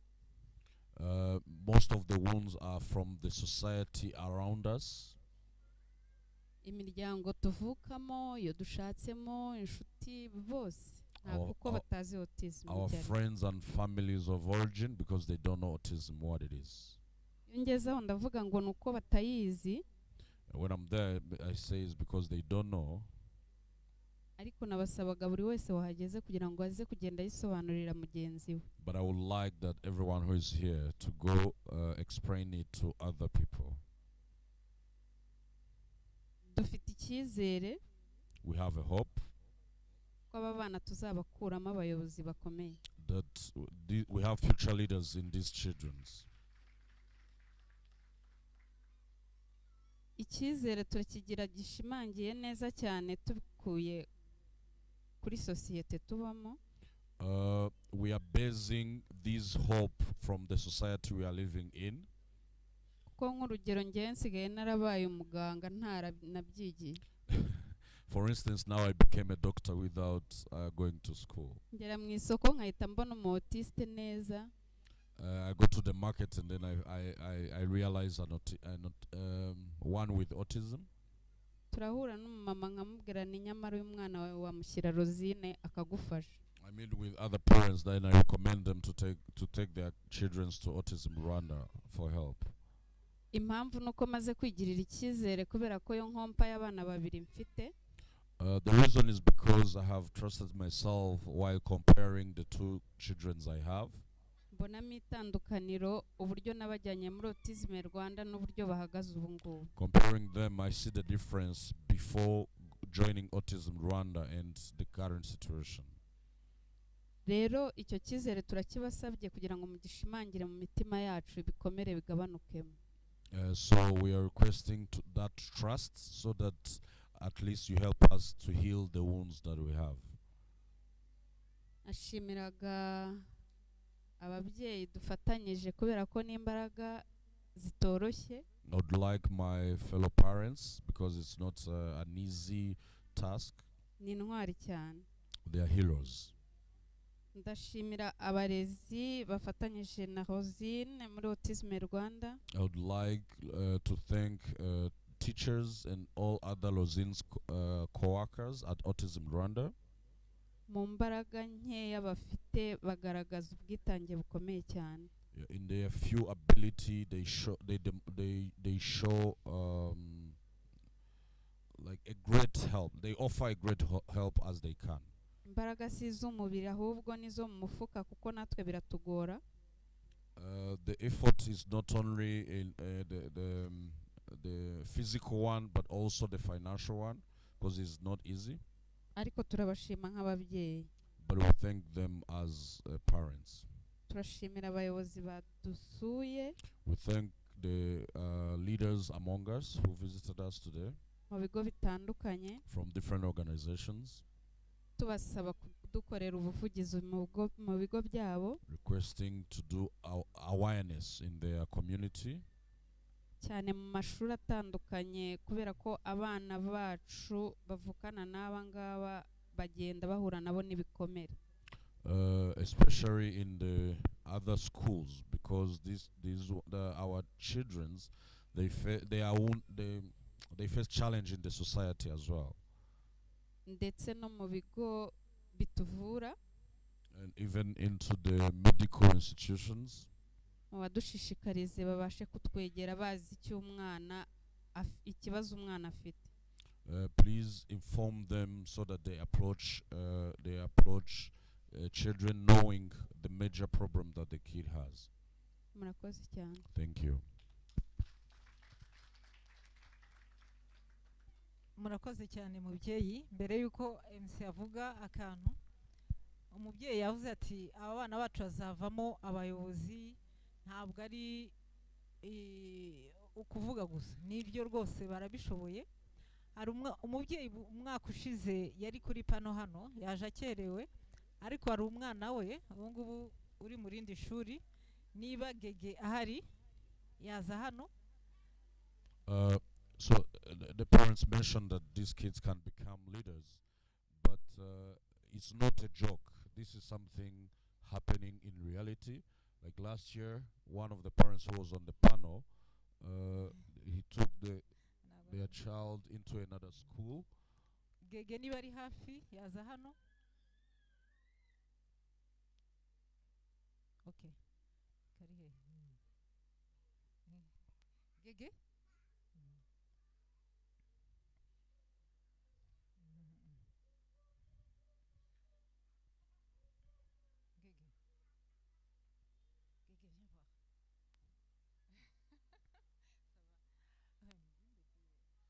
uyu mwana yageze muri Autism Rwanda afite troubles zikomeye cyane. This child reached Autism Rwanda having different cases. Mu kintu kimwe cyari cyaranteye ubwoba n'umwana utaragiraga ububabare, yashaka kugwa agakomereka akavunika ukabona nta bubabare yagize, tukaza kwibona yenda habyimbye. One of the things that used to scare us is that he couldn't feel any pain. He's someone who could get wounded but then doesn't react at all. Yavugaga amagambo make. He couldn't talk. Ariko mu mezi atatu But uyu mwana yadukoreye itangaza atangira kuvuga. In 3 months he started to talk. Ubu ngubu yiga mu rindi shuri risanzwe. Now he's in a normal school. Aravuga cyane, papa we niwe yabibabwira, aravuga kugeza bajya bamubwira ngo nabacecetse. Now he talked too much to the extent that they ask him to keep quiet. Muri make rero ibyo mama Rwanda yavuze ntabwo ari kuvuga gusa, byose birashoboka kuko harimo abana b'abahanga. Yeah, so technically what the parent representative mentioned is not only in words. Umwana avuga icyongereza, akavuga igifaransa, none n'ikinyarwanda arakimenye. He can speak English, he can speak French, and even now he knows Kinyarwanda as well. Okay, murakoze cyane. Thank you. Nibyo gushima cyane magambo meza umubyeyi uhagarariye abandi babyeyi yavuze mu kanya, uva ko yishimira cyane evolution kuri Landi. Ni byiza, ariko nanone binyobora mu kibazo ngiye kubaza Gakwaya. Hari igihe umubyeyi yavuze ko bahorana ibikomere biterwa bagera muri societe kubera kutumva abana babo bafite autism. Murasanga bidashobora gutera ikibazo usibye umwana agomba kwitabwaho, ntibishobora gutera ikibazo ku mubyeyi, ababyeyi bafite abana bavukanye autism? As we give time to the psychologist, they wanted to ask him a question. So they had mentioned that autistic childs, they cause wounds. So we want us to tell us more on what's the effects, the detailed effect it can cause to the parents. Yeah. Muraho neza. Ku buryo bubabaje icyo uko nanateguye kubitangira ntabwo ariko bitangiye, ariko nabyo n'ubundi ndibuze kugerageza kubikoraho, ariko ndabanza nibwira abantu kuko hari aho tubwirwa ko umuntu ari umupsikologe bigafatwa nk'umupfumu cyangwa se undi muntu ari wose ugenda umupsikologe wakoze specialite zirenze imwe irimo scolaire, indi irimo sexologie clinique, n'indi nyine yo irengaho hejuru yitwa psychopathologie, n'iya nyuma nyine y'imyaka 5 yindi yitwa psychothérapie psychanalytique. No kuvuga ngo rero so I would like to introduce myself a little bit. So I'm a professional psychologist. Tugira intuza nyinshi cyane, specialite nyinshi muri psychologie. Harimo nyine ya scolaire, hakabamo iya sexologie, hakabamo pathologie. Izo zose ndizo ndimo kuvuga, izo zogiye nabasha gukora n'ibindi birangiza byo kuvurisha izo catalogue z'indwara tuba twaragiye tunyuramo, ari byo bita psychotherapie psychanalytique. Je nk'abandi mu psychanalyst. Yeah, so there are different categories of the psychologists, and then they choose which specialization. So for him, he has done all four specialization. So that's how he's advanced. I mean, I'm sorry, I can't repeat all the names. For me, it's urakoze cyane. Kucyo mbajijwe rero cyerekeranye nuko umuntu wabyaye umwana agasanga afite ukundi ashoboye, afite ukundi ateye, nta kuntu bitashobora kugutera kwibaza, kuko hari umubyeyi wigeze kwivuga no kugutera uko icyo bita, kuko ukuntu tuba turebana twebwe n'umuntu ariko ntabwo burya ikikujera ikikugenga wowe nka muntu ari wowe nyawe uvuga uganira ni igikomeye cyane ni cya kindi kiba hasi muri wowe cya kindi kiba muri wowe cya kindi yandiba iba muri wowe ibikamo byinshi ifite byinshi baragiye utozwa ko ibintu bigomba kuzamera gutya. Trying to talk about the question they asked me, it's not of course easy to have a child and then later find out that that child is different, and then one of the parents has mentioned it. So it goes beyond on what we see here outside. It goes deep inside us to accept it and to live with it. So it is not as easy as one might think. Nagira ngo mbanze mbabwire ko abantu mwese muzi gukoresha computer. I would like to say all of you know how to use computer, or many of you. Mufite n'amatelefone, hari amatelefone abiri adakorana, murazizi Samsung na Ntuza na Tecno zirabana, zose zigakora nka kimwe, zigira za Android, ibyo bita za operating systems zazo, na Ntuza n'izindi zitwa iPhone zikomeye cyane, murabizi amafishiye ntabwo akunda guhura, ibyinshi amavideo ntakunda guhura, ariko hari uburyo bigeraho bikazageraho bigahuza amafishiye, hari uduprogramme d'application dukoreshwa bya bintu bikazashoboka. Ndagira ngo mpere kuri iki ngiki, ndagira ngo traducteur yihangana umunota umwe. Ikintu cyose gikoreshwa na processeur, gikoreshwa na motherboard, harimo amatelefone n'ibiki byose byakozwe bihereye ku bwonko uko bukora bwa muntu. Ndibwira ko Colonel Dr Zuberi, ndibwira ko Dr Habyarimana, Dr Gilbert pediatre n'abandi baganga bose bari aha ngaha n'abinfirimiye, mwese mwamaze ubwonko muzi neza ko mu byo mwize busa cyane, bufite akantu gato bwakorewe nk'izi computer. So we all use the phones, and as we know, we have two types of phone which cannot function together, especially in exchanging files based on their operating system. So they all have different system, and then they don't have the compatibility, but later there exists maybe some of the application that can convert, so that now those two operating system can exchange the files. We all know that anything that use a processor was derived from the brain, from the functionality of the brain. Rero icyo nashaka kubigarukiraho, nashaka kugarukira ku budasa bw'abantu twese uko twavutse. Ushobora kuvuka uri uyu nguyu ukavuka n'uriya, noneho hakazamo n'iyi kategori yindi twebwe dusa nkaho tuvuga ngo ni abantu b'autiste, ngo ntabwo ari abantu bazima. Harabigeza kubivuga, ariko ni ibintu biba bitari byo. Iki kintu tumaze tugikure mu bantu, kuko turi mu buvugizi kuri autism ubu ngubu. Ntabwo nari kukarenga aka kantu pita nihutira kujya kuvuga kubyerekeranye n'ingorane ababyeyi bahura nazo, ndetse n'imyigire n'abarimu mu myigishirize baza guhura nabyo, ari byo Autism Rwanda irimo gukora.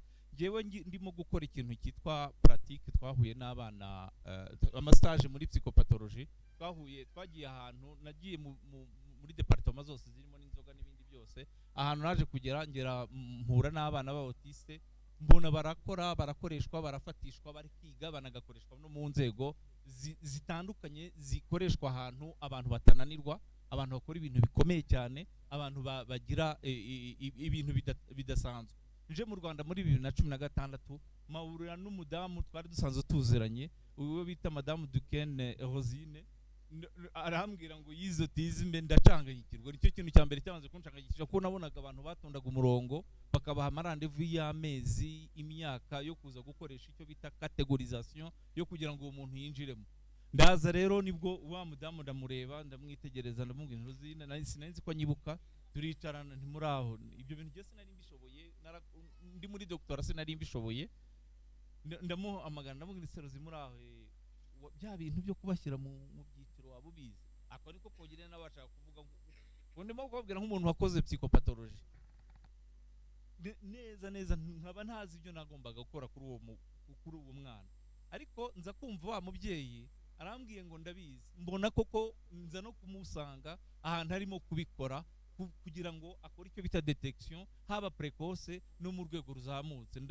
Natashye nanze kumwereka ko bya bintu by'ikinyarwanda, nanze kumwereka ko ari umuntu ukomeye, ariko nagiye mbira twatuye tujya imbere mu mubiri, kuko twese tubiri ibyo hanze n'ibijya imbere mu mubiri. Noneho ndagira ngo mbasabe mu munkomere mu mashyi, ntabwo ari ibyo ngibyo, ku buryo butangaje nza gutungurwa n'umuntu muri 2021 ambwira ngo Rosine ngo akora akazi atazi. Samatiku ndimo kuvuga, ndagira ngo duhaguruke tuvuge umuntu inzira agenda anyuramo, ibi ntawe wari warigeze abivuga, ngo akora akazi atazi. Ndavuga nti se wowe ubivuga hari ikindi ubiziho? Turumva nabibwiwe n'umuntu, ariko ntiwamunesha. Uremera ko ngewe nize psychology? Ntubyemera ko nize ndi n'umupsychotherapeuta? Inshuti yanjye wakwemeye kuriya muntu yo mugeze imbere nanjye mfukama kuri iriya situation, ndamwubaha kuko nta hantu mbizi. Niba mbeshya nahamagara Dr. Gilbert nawe yababwira ikibazo bahura nacyo, kuko bagira utu examen twinshi biga yabikozemo muri Université y'Ubufaransa. Nta nubwo byanasaba igihe kirekire cyane, kuko aho naragiye gukorera amapratique nahasanze ariyo université yize ya Lyon 2 ya Saint Bernard. Numva byahise bintera chere de cour kubona dufite umuntu, ariko nza no kumenya ko yazaga no kubyigisha nyine muri mida ni ikintu kizana abantu baba expert batandukanye babakura muri Orient, muri Occident, bakabazana muri Afrika kwigisha. Noneho rero wa muntu nibwo naje kumubwira nti uragira, ariko tugitangira mbona afite ikibazo gikomeye, kuko ntabwo byumvikanaga ukuntu isi yabonaga autism, ndetse no mu Burayi na n'ubu muracyabiza, benshi murahaba murabizi. Ntabwo byari byoroshye. Ndabona Sebastien ntabwo yadakora amageste banza nta kintu aba, ndetse vous ne comprenez pas, pardon. Nagira ngo ndangize mwumbabarire uyu mugabo reka muhe ijambo wenda agira. All right. So technically he was telling, I'm going to summarize, I can't repeat each and every word, but he was mentioning that throughout his journey he had so many courses that he attended, and then he came across with autism in a school, but he failed to understand by himself. And then later, when he came back to Rwanda, he met a lady who claimed to know autism. And then by the time they met, he realized that that lady has even they studied at the same university where he used to go for practice. So one of the surprising thing is he met people who used to claim that this lady doesn't know, like she does what she don't know, and then he affirmatively confirmed that you are the one who don't know what you're talking about, because the first time they met, he tried to ask her all those small things he used to remember, and then he realized that she was an expert in that field. Yeah. Ndagira ngo by'umwihariko nsaba ababyeyi abarimu bigisha hano n'ababyeyi babana b'abautiste muhaguruke, hari ikintu nshaka kubisabira. Particularly, I want to ask the teacher and the parents of this autistic child to stand. Msabe Sébastien Duquesne na Madame Duquesne Rosine. And I would like to ask Sebastian and Rosine Duquesne. Msabe numu représentant au gouvernement du Rwanda ariwe Dr. Zuber, je pense, muri ministère yego. Ndagira ngo bantu muri ahangaha dushimire by'umwihariko si Rosine gusa na Duquesne na Sebastien Duquesne. Ndagira ngo shimire cyane abarimu kuko tumaranye igihe turi mu kuevaluate uko ubushobozi n'ubumenyi byinjira muri babana ndetse no kubibyara ikintu cyerekeranye n'umusaruro mu byerekeranye no kwiyadabuta mu buzima bw'aba bantu muri ino si. Murakoze cyane these people because they do a great job to know the adaptability and the change in life of these autistic childs. Murakoze cyane, murakoze cyane. Thank you so much. Icyo nshaka gukomerezaho rero ni icyerekeranye n'akazi kerekeranye na psychology. Nimbaye nk'ukavugaho cyane cyane ku byerekeranye dukorana n'abana ariko dukorana n'abarimu ariko nyuma tugakorana n'ababyeyi ndetse tukaza gukorana by'umwihariko n'umwana uko tumwobserve. Hari phase twabanje gukorana n'ababyeyi kugira ngo tubanze kureba l'evaluation ya kiriya kibazo uyu mubyeyi yarambajije. Iriya twakoze phase yo muri 2019 yo kwevaluwa systematiquement ubufasha, kuko twebwe giye nk'umuntu wo muri psychanalyse ntitubyita ubufasha, tugufasha kugendana nawe ugashaka solution yo kubaka wowe ugomba guhangana n'ibibazo, cyane cyane iyo ufite imbunda nini ugomba kurashisha kandi iza kuraswa cyane n'abagizi ba nabi. Ukuvuga ngo abantu batabizi babahinduka abagizi ba nabi, wowe nawe ukagomba kuza kurashisha ya mbunda ndetse ikaza guproteja abo urimo kurokora. So I would like to touch base on the profession of my daily work as a psychologist. I normally work with the teachers, and then but also I work with the parents as well. So it's not an easy journey. It's more on a wall. So because to help them, so technically what we do, we help them walk through. We work with them through that journey to help them accept the situation that they are living in and they are passing through. Ndagira ngo uyu mugabo icyarangirijeho ntabwo ari cyo giye, ntabwo ririya jambo ryitwa accept sinya ndikoresha no kwakira, dukoresha integration muri psychanalyse. Sorry, is integration, not accepting. Kwinjiza mu ikintu gishyashya muri wowe kikabana nawe, ariko kucyakira ni babyita mécanisme de défense névrotique. Ni ukuvuga ngo burimo kwiganisha ku ndwara za nevrose byanga bikunda ziba zizagufata mu bihe bizakurikira. Mu mbabara kankongeyemo ku buryo butari bukwiriye, ariko bibaye ngombwa ko ngakoresha. Icyo nshaka rero kuvuga nahangaha nuko abo bana twatangiye projet yo kureba ukuntu hinjirwamo ubushobozi binyuze mu mwarimu ndetse mu maporogaramu Hozine yagiye akoresha uko ashoboye ngo abigisha. Nyuma yaho tukaza kureba gahunda ijyanye n'ababyeyi, ukuntu umubyeyi azahinduka icyuma nyine nkuko nabivuze kigomba guhangana n'ubuzima biturutse muri we kandi abishaka, atabishaka nta kibazo. Ariko kucyerekeranye na education mu cyo bita processus mental na processus cognitif no gukoresha icyo bita za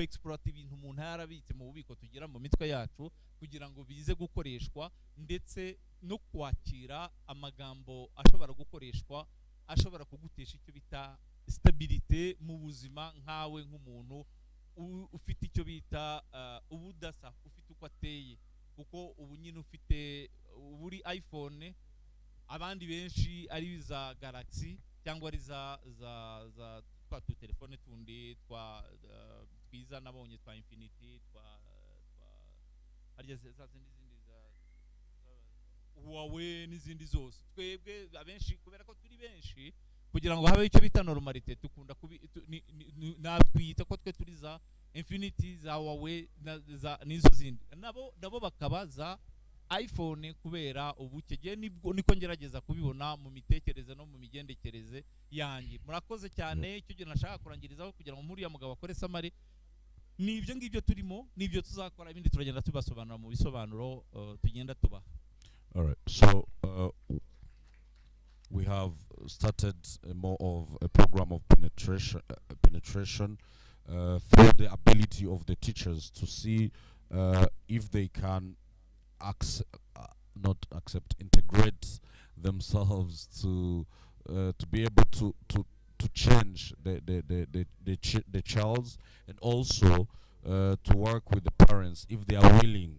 They are willing to accept or to work through that journey by either analyzing their cognitive. It's a cognitive process, which like it's a journey technically.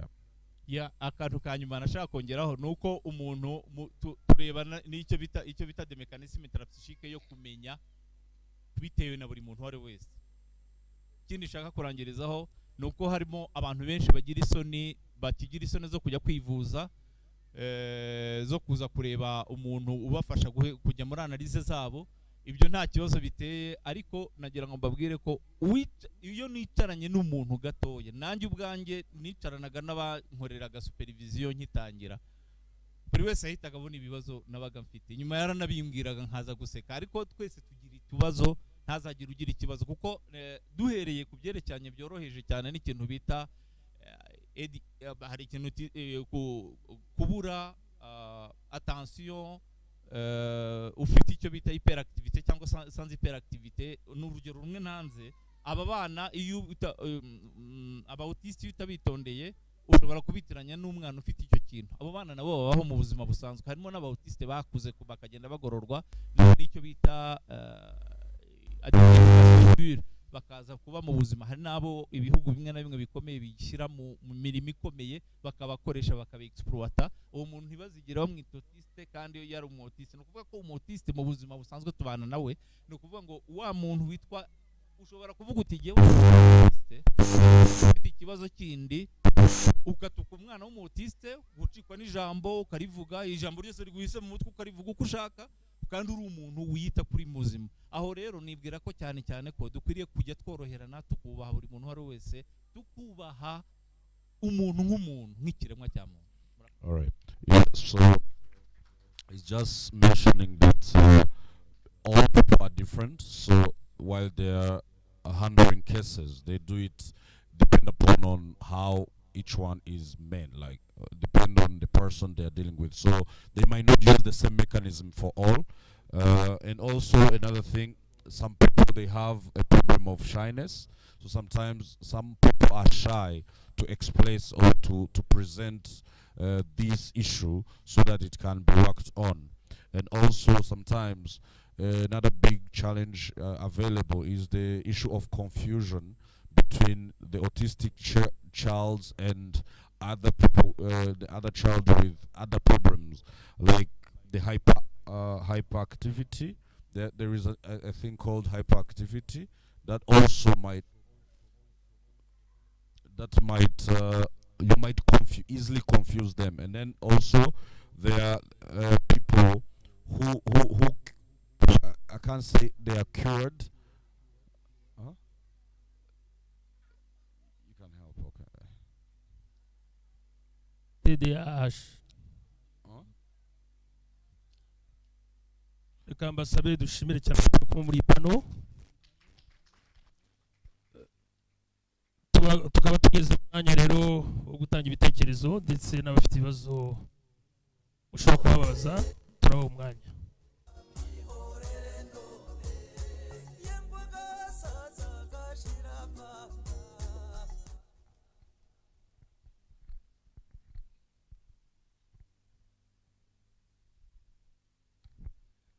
Murakoze.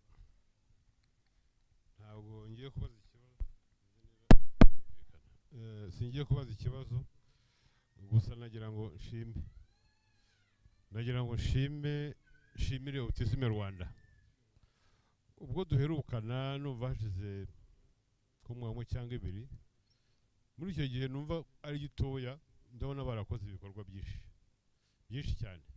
Aho twari turi icyo gihe naho turi uyu munsi, ndabona hari intambwe ndende dukomeza gutera.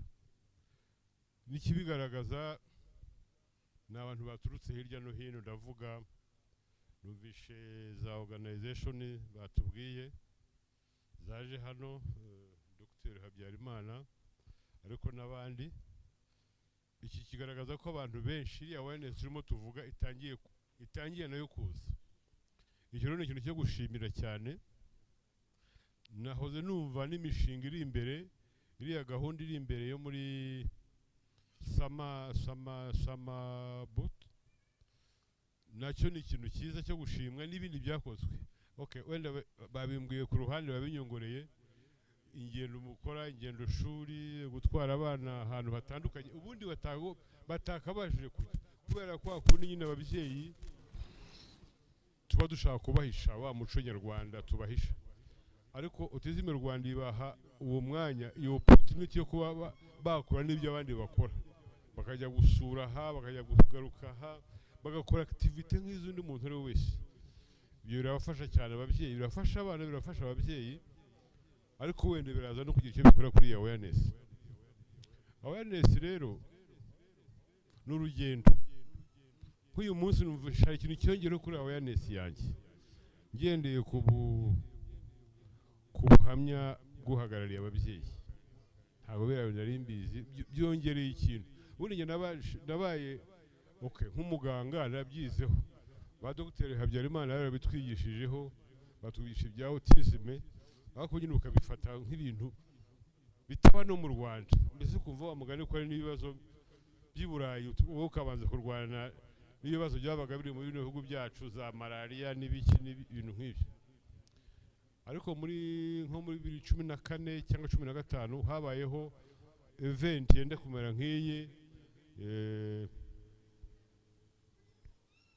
Dr. Nyakwigendera Dr. Nahasoni ngira ngo ari mu bantu bari baroganije icyo kintu, muramwibuka cyane kubera icyo kintu yabaje gutuma amenya.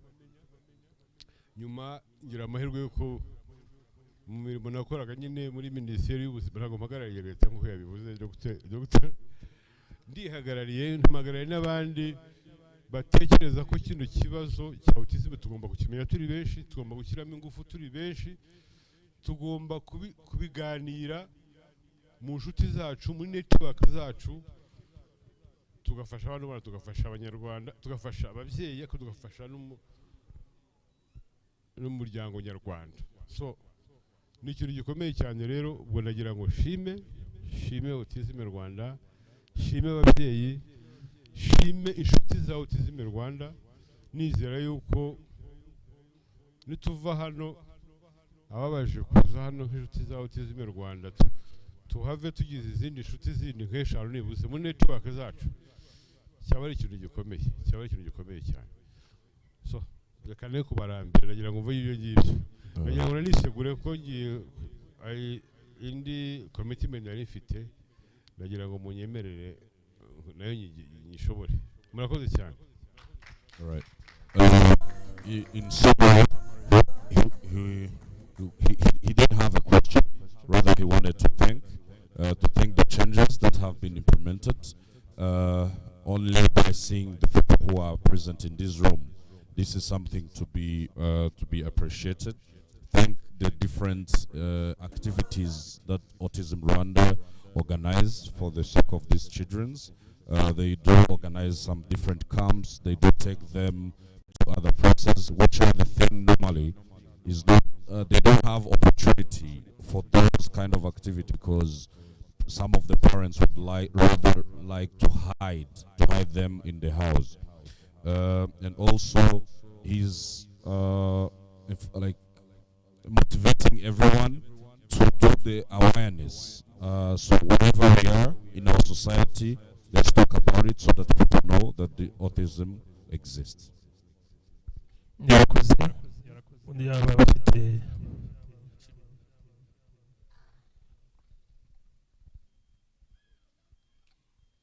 Murakoze. Mbaje gushimira ubutumire twahawe nk'umuryango wa RPF Inkotanyi, umuryango w'abanyarwanda bose. Igikoze ku munyarwanda kiba kitukozeho birumvikana, ariko nagira ngo mbanze nshime cyane, reka maze nshimira ababyeyi bahuye n'igikomere gikomeye, bahuye n'urugamba batari bateguwemo, ariko biba byifashemo neza uko mubibona uyu munsi ko bahagaze. Kandi ndagira ngo mbabwire ngo resilience y'abanyarwanda ubundi tuyibonera mu mateka yacu. Tugomba iyo duhuye n'ikibazo gikomeye kudaheranwa. Nagira ngo mbifurize kudaheranwa n'ikibazo, ahubwo mwigiriremo icyizere kandi mwishimire ko noneho mufite abo mubifatanyije babafasha ari igihugu cyacu. Nubwo tutaragera kuri byose twifuza, ariko ndumva kuba hari aba hano bahagarariye cyangwa boherejwe n'inzego za leta n'ibigo bya leta, hari na leta ubwayo igomba iharanira yuko umunyarwanda abaho kandi akabaho neza, kandi mukazabifatanya. Iyo rwose mbona yuko ari ryo hame tugenderaho. Mukomere rero, mukomere rwose, mutwaze kandi twese tuzafatanya. Nagira ngo nshimire rero na Madame Rosine n'umufasha we. Iyi initiative bakoze ni initiative nziza cyane, tubashimira gufasha abana b'Abanyarwanda kugira ngo nubwo bahuye n'ubumuga ariko bashobore kuburenga, bashobore kwigarurira icyizere, kandi ibyo bagezeho turiho turabibona. Umusaruro urahari rwose, tugira ngo tubankuraje ntimucike intege. Buriya umuntu atangira ibintu bikiri bito, ariko iyo byamenyekanye buhoro buhoro ibintu bigenda byaguka, kandi abantu bose barumva igikoze, kandi abantu bose bazafatanya. Ahubwo icyo narasorezaho nanjye ngo ntarambirana nuko inzego za leta zibishinzwe iyi kampanye ya awareness yahoraho bikajya mu binyamakuru, bikajya muri radio, bikajya muri televiziyo. Buriya kurera ni uguhozaho. Ubundi tuzi yuko kugira ngo twadressinge ibibazo bitandukanye by'igihugu cyacu twahuye nabyo, ni uguhozaho, ni ukwigisha Abanyarwanda bakamenya yuko ni ingorane zizira muntu, ariko ntacyo tugomba kwishakamo ibisubizo nk'uko tubivuga kandi tubikora, kandi koko ibi nabyo tuzabishobora, kuko twanagize n'icyizere. Twumvise ko no ku isi hari abantu b'ibihangange bakomeye baba autiste. Rero ni ukwerekana yuko urugendo rurakomeye ariko rurashoboka, kandi arorizo abantu bose bashyize hamwe, kandi abantu bose babimenye. Mwigisha Abanyarwanda rwose, mubagaragarize indwara uko iteye, mubagaragarize amahirwe abana bafite kugira ngo bashobore kugira guhangana n'iyo ndwara, kandi bakire, kandi bubake igihugu, biyubake, bubake imiryango yabo, bubake n'igihugu cyabo. Murakoze rero cyane mwese. Reka kuraje wagize ntabwo itandukanye n'iyi. Yafashe icyemezo cyo kundera ndi imfura. Ikibabaje ni uko jenoside yabajyanye atambonye mbyaye abanjye, ariko merci beaucoup. Uri umubyeyi w'igitangaza, n'umufasha wawe ubigufashamo, wabigufashijemo, nawe ndamushimira. Sebastian. Babyeyi rero bafite abana bavutsikanye ubwo bumuga, mukomere muhagarare ku maguru abiri, muri ababyeyi nk'abandi. Murakoze. Nitwa Murenzi Etienne, muri diaspora yo mu gihugu cya Norvège. Rosine twamenyanye agitangira iyi gahunda, dukomezanya urugendo, kontakite zirakomeza, turi kumwe rero n'ikindi gihe cyose. Murakoze. Here's Morenzi from Norwegian diaspora, and he wanted to give a word of encouragement to the parents. As someone who was born with disability, it's not easy, not for him, not for the family as well. So it was also a tough journey, especially for his family, whereby they were all advised as the major solution to finish his life while he was still a kid. But then he has now grown up and he has become, he has proven to the society that he's able. So he's also emphasizing on the facts that they mentioned that these kids can become a good leaders. They can become big people in future. So this is true because it's he is a real example that can happen. I also wanted to thank Lozine and the family for the initiative. This is a great initiative for bringing hope to these families and helping them, because without an organization like Autism Rwanda, then these families they will not have a hope. Yeah, yeah, that's it. Thanks.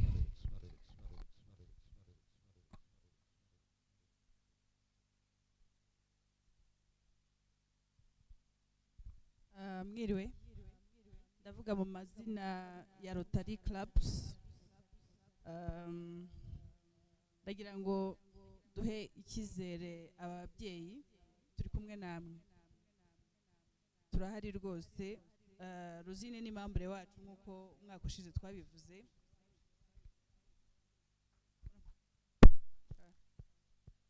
Rosine ni membre wacu nk'uko ushize twabivuze. Kumuba hafi rero dufite projet, tugiye gushaka ukuntu tuzubaka centre d'excellence.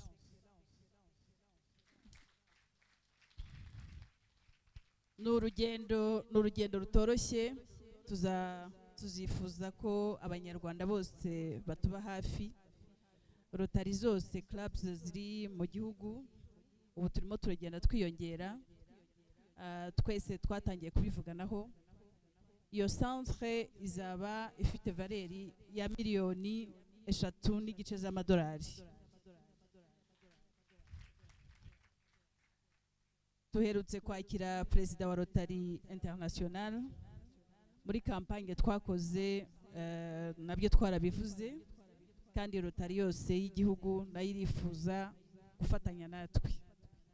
Ubwo rero bizadusaba ko namwe mwese muhari kuko kugira ngo Rotary nayo idufashe muri ibyo bikorwa byose, nuko natwe tuba twishoboye, kandi ndemeza ko abanyarwanda twishoboye aho turi hose. Rosine rero na Sebastien ndagira ngo nongere mbafelicite. Imyaka 10 ni myinshi, ariko mwakoze igikorwa kirenze iyo myaka. Kuba mumaze gutera imbere, dufite abapsikologe b'abanyarwanda bari hano baza gushyigikira igihugu cyacu. Nk'uko bamwe babivuze, ikibazo kiri ku munyarwanda kiba kiri ku gihugu, kandi kiba kiri kuri twese. Ikibazo gifashe umwana w'umunyarwanda kiba kirimo kubangamira babyita ngo ni future y'igihugu. Aba bana bacu rero ndagira ngo menyesha ababyeyi babo ko aba bana, nk'uko n'ubushize nabivuze, umwana w'umwotiste aba afite talent tugomba kudekuvura, tugomba kumenya, kuko aba afite ubwenge burya burengeje ubwacu twese. Ikibazo tugira nuko tutinjira ngo tumenye uko atekereza. Ubwo rero twagize abapsikologe bazajya babaherekeza muri ibyo bintu byose. Ndizera ko ibintu byinshi tuzabigeraho. Murakoze. Well, thank you. So, on behalf of the lottery in Rwanda, she wanted to give a hope to, especially the parents, to have a hope that their children will be better people. So, she mentioned that Roxanne is the member of the lottery, and as the lottery, they're planning to construct a center of excellence that will hold these type of they will hold autistic children, and this is a campaign that will cost 3.5 million United States million, and then it's also not easy. So it's a campaign that has to go countrywide. They need everybody's contribution as much as possible, and also congratulate Rosine and Sebastian for this 10 years journey. It is an achievement to have, because for now you can see we have at least the psychologists who can help not only the children or the teacher, but also the parents for better inclusion. And it is a problem to Rwandan or to Rwandan child, then it is a problem on Rwanda, so which is why this is something that has to be taken care of. And she also mentioned, she always tells the parents that an autistic child is an extraordinary child who have a talent which has to be discovered. So thanks to the teachers and psychologists who will help now to discover what talents that they possess. Thank you. Muraho. Nitwa Hervé de Barego. Ndi umubyeyi w'umwana ufite autism. Ufite intervention ebyiri, imwe ni commentaire, iya kabiri ni ikibazo. Kuri commentaire ndagira ngo mbanze dushimire Rosine ku byo yakoze kugira ngo autism imenyekane. Nkanjye kumenya ijambo autism nka keyword ushobora gushyira muri Google ugashaka amakuru ajyanye na autism, ntabyo narinzi, kandi nize pharmacie domaine medical, yakabaye ari gihe wari bubimenye mbere, ariko nabimenye kubera ko hari article yaciye kuri Igihe, nabwo mbibwiwe n'umuntu wabonye umwana wanjye akambwira atari ko bino bintu bishobora kuba bimeze nk'ibintu nigeze gusoma, njya kubishaka aho hantu ndabisoma.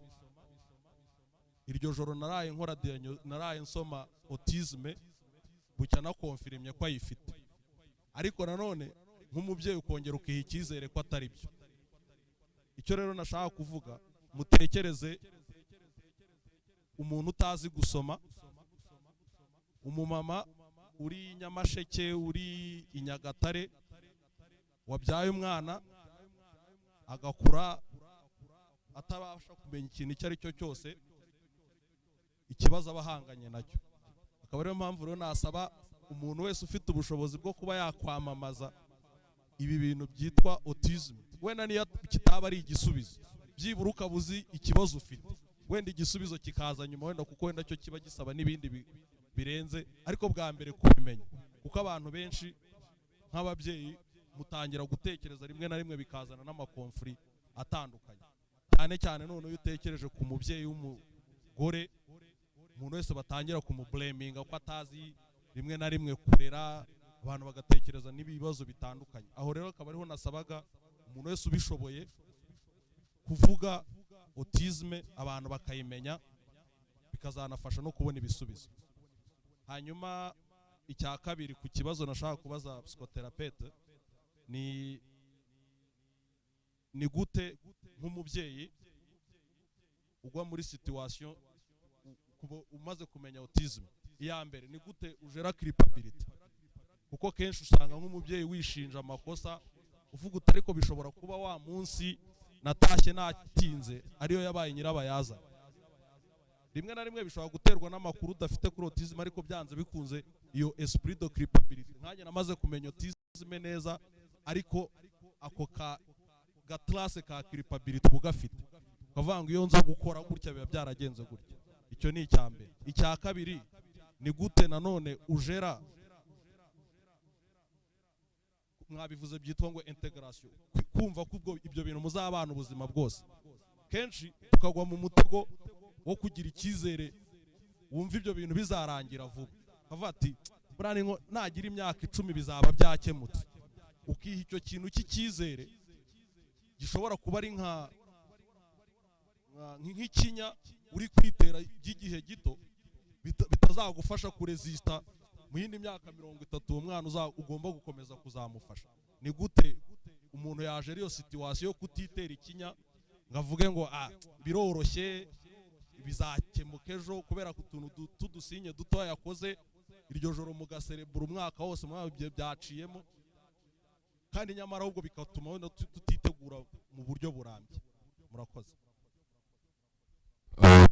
So he had a comment as well as 2 questions. So mainly for the comment, so he is a parent of autistic child, and then he wanted to thank the awareness that was done by Autism Rwanda. So for him, he did pharmacy. He's a pharmacist, but before that, he didn't even know the keyword that he could use at least to search about this problem, autism. But now, after knowing Autism Rwanda, at least he could know more about it. So we can request everyone to keep passing the information. So keep let's keep the chain. Let the news reach everyone. Also, he mentioned the fact that it's a problem sometimes. For instance, for the mother, a mother can be blamed for not knowing how to take care of their child, because of the situation of of those children. Then he had two questions. Question one was how do you manage the blame, the self-blame? So people tend to blame themselves. Be like, oh, maybe that night, when I came late, maybe what happened, or maybe it was my fault in one way or another. So how do you manage that blame? So the two questions all are for our psychotherapists. And then the second question was also how do you manage the integration? How do you really accept it? So because people tend to give themselves a self-hope, or that maybe because of this sign, or this is something which is going to be cured in few years to come, and yet it's a lifetime thing. So how do we manage the integration? I think it's up to the therapist, maybe for the answers. Murakoze cyane kuri biriya bibazo mbajije birakomeye cyane guhita umuntu abisubiza, ariko ndarangiriza ku kintu cyerekeranye n'ibyo tubizeza, kuko twateguye ariko reka ari nabyo nanaheraho, twateguye porogaramu izajya ibaho buri mwaka mu gihe cy'ibihembwe bitatu byo kugira ngo dufashe abantu kwifasha mu nzira y'ubuzima, cyane cyane ababyeyi n'abarimu. Cyane cyane mwabonye abarimu, umwarimu wirirwana n'umwana akagera ubwo ageraho bazageraho bagahuza rangaje, uriya muntu ntabwo aba yorohewe. Bakageraho bagahuza rangaje, bakageraho bakumvikana atari umwana we, ari umuntu bahura mu gitondo. Ntabwo aba yorohewe, aba afite nawe agastress ko kugira ngo agire neza, akore neza, ashyireho umuntu mu buzima, azabeho nawe nk'uko twese tubyifuza. Ibwo rero simvuze umubyeyi na ya makiripabilite uyu mugabo avuze. Uyu mugabo birumvikana cyane ko aba muri santé, cyane ko ndetse yabonye n'umwanya kwikora analyse, ariko rwose ikira kintu cya kiripabilite gikunda kugaragara mu cyerekeranye n'icyo bita amatrouble y'indwara zo mu mutwe hafi ya zose, ni kiripabilite ni ikintu gikorwaho igihe kirekire, kuko kiripabilite ntishobora kuza yonyine. Emotion nyinshi, sinzi amarangamutima, nzi ibyiyumviro mu rurimi rw'ikirundi, kubera ko natwe n'ibyiyumviro ni reaction tugira ku cyerekeranye n'ibitubayeho. Ibyo rero ntabwo kiripabilite ishobora kuza yonyine, ihekerana na angoisse, igahekerana n'umujinya, igahekerana n'ubwoba, igahekerana no gutakaza icyizere, igahekerana n'ama emotion. Ni mumwe mu masomo azamara umwaka wose, azajya amara umwaka tugenda tuyasobanura, kuko tuzategura ku cyo bita emotion n'iki, reaction émotionnelle n'iki, itandukaniye he n'icyo bita sentiment. Kimwe kimara iki, ikindi kimarira iki, ikindi bikunda kugenda nabihekeranye bite, bimera gute. Umuntu agerageza kubirebaho byagiye bituruka cyane cyane kuko tunyura mu nzira y'icyo bita processus d'individuation.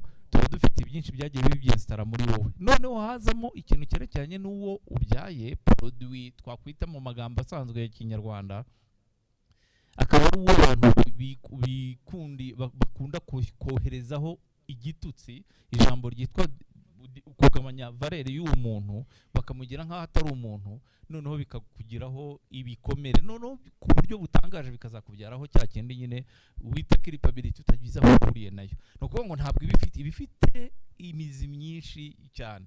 Noneho kubyerekeranye na integration, urumva ntabwo nabona ukuntu mbisubiza none ahangaha, kuko hari amapanoplie d'émotion ubu n'ubu wicaranye nayo urimo kugaragaza, kuko tugizwe na emotion burya byanga byakunda. Izo transmit, izo abandi bakugiriraho akamaro kazo. Niba ugize umujinya, undi arahita ahinduka. Niba ugize umujinya, urabagize inquietude z'ikintu kigiye gukurikiraho, aho bigiye kukohereza. Ni ukuvuga ngo ni ibintu biherekeranye. Ni ukuvuga ngo rero kubyerekeranye na integration, kubyakira, kubyintegra muri wowe, nanone birasaba wowe wenyine nk'umuntu kongera kureba ibyo wari ufite muri wowe, ibisobanuro wari ufitiye icyo bitazasignifiye, igisobanuro wifitiye kuri buri kintu kikugenda iruhande, kuri buri jambo umuntu akubwira. Yezu umuntu akwisimbwa ubundi ukahita uguruka ugatukura amaso, ukarakara, ukareyajisa, ukashaka kumutera ibyuma, ariko se nyuma gatoya ukoze analyse personnelle, yambwa yakwinjiyemo gihe cyo ari igitutsi, kandi unayitunze akantu keza ukunda ukinisha ukora ku munwa, byakwinjiyemo ryari, byabayemo ryari. Donc kuvuga ngo ako kantu kubanza kujya kugahandura ukabanza kuyifata nk'ikintu gisanzwe anyisimbwa abantu zikabibona ngo yise wowe ahubwo ni wowe mbwa kuko ainsi de suite ni ukuvuga ngo cyangwa se ukamwereka emotions zimufasha kumwereka ko icyo akwise kitajyanye n'icyo ari cyo. Ibyo ni ibintu rero bisaba ko umuntu agenda bitaravaho, ntabwo uzinduka mu gitondo ngo bikore nk'ibyo bita amaprogrammation cyangwa bya bindi byose twagiye tumenyeshwa by'amakondisiyonoma nka za mbwa z'abantu bitwaga ba Pavlov. Ntabwo byoroha, ni inzira ndende, ariko ni inzira ndende cyane ituruka mu kubikoraho, kuko umutwe wacu urakora neuroprogrammation neurolinguistique, neuroprogrammation psychothérapeutique y'amaprocessus mental. Ntabwo rero umupsikologa azangwa akubwire nk'uko umudentiste kujya hejuru akagukosora iryinyo, abaguherekeza mu nzira y'ibyo urimo kureba. Ni nka kwa kundi umuntu ufite cya cyapare yaba arimo kureba filime, ukagenda uvuga uti mba barashase singwa aho ngaho kandi ntaho urimo kujya, uwo nguwo uri hanze nta kintu agufasha. C'est à partir de ce que vous racontez. Ndarangiriza kuri iki ngiki, la communication. Gilbert wenda bivuze nawe kugira icyo bivugaho. La communication n'umuntu utavuga cyangwa se n'umuntu uri muri communication psychothérapeutique ibaho à travers y'amagambo, kuko habaho icyo bita mentalisation, gukora théâtre mu mutwe wawe, gukora filime ukabasha kubitransmeta wa wundi. Ibyo tuzabibona neza. Uriya mugabo witwa Jerome yazanye ikintu cyitwa communication avec l'art. Ni ukuvuga ngo niho bihurira na autism. Wa mwana arabasha gukomunika. Nyuma y'umunota umwe Jerome ageze muri autism, abana bahise batangira kwandika no gushushanya. Biriya bintu bashushanije byahise bigira signification, mwabibonye. Niho rero bihurira. Donc umuntu utagira uko avuga nawe abana abasha kuvuga à partir de l'art.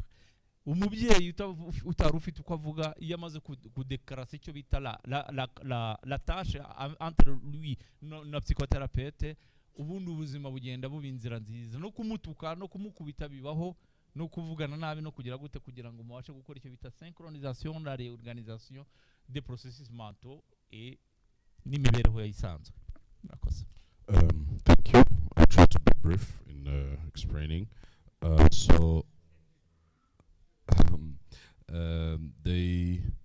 They started to answer this question. He mentioned that it's not easy. Those are not the easy questions. They are questions that need hours and hours. But they have started a program which will be happening in all quarters of year to train people or to share this knowledge, especially on these questions.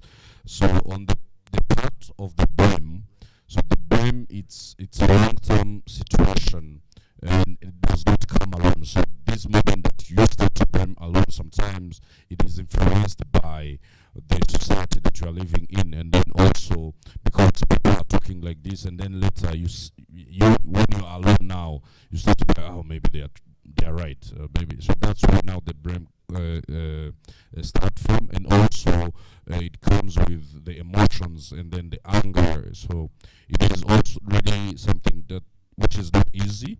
And then for the part of the integration, it starts with you and only you. So it's more on there was no one who will come from outside and just tell you that okay, you should integrate in this, you should accept or you should integrate in this situation.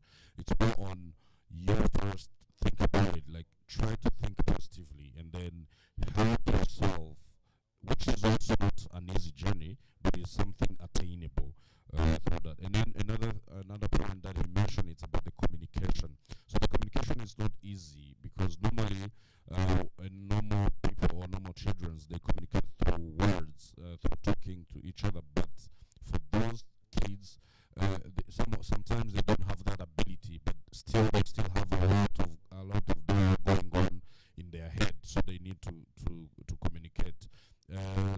As an example, we can consider the fact that when Jerome arrived at their center, all of them they were happy to go to design through the art to put something on a paper. So there also exists a communication through art, which is mainly what they use. So this will be they will come on those concepts in days to come in the program which is being organized. Thank you.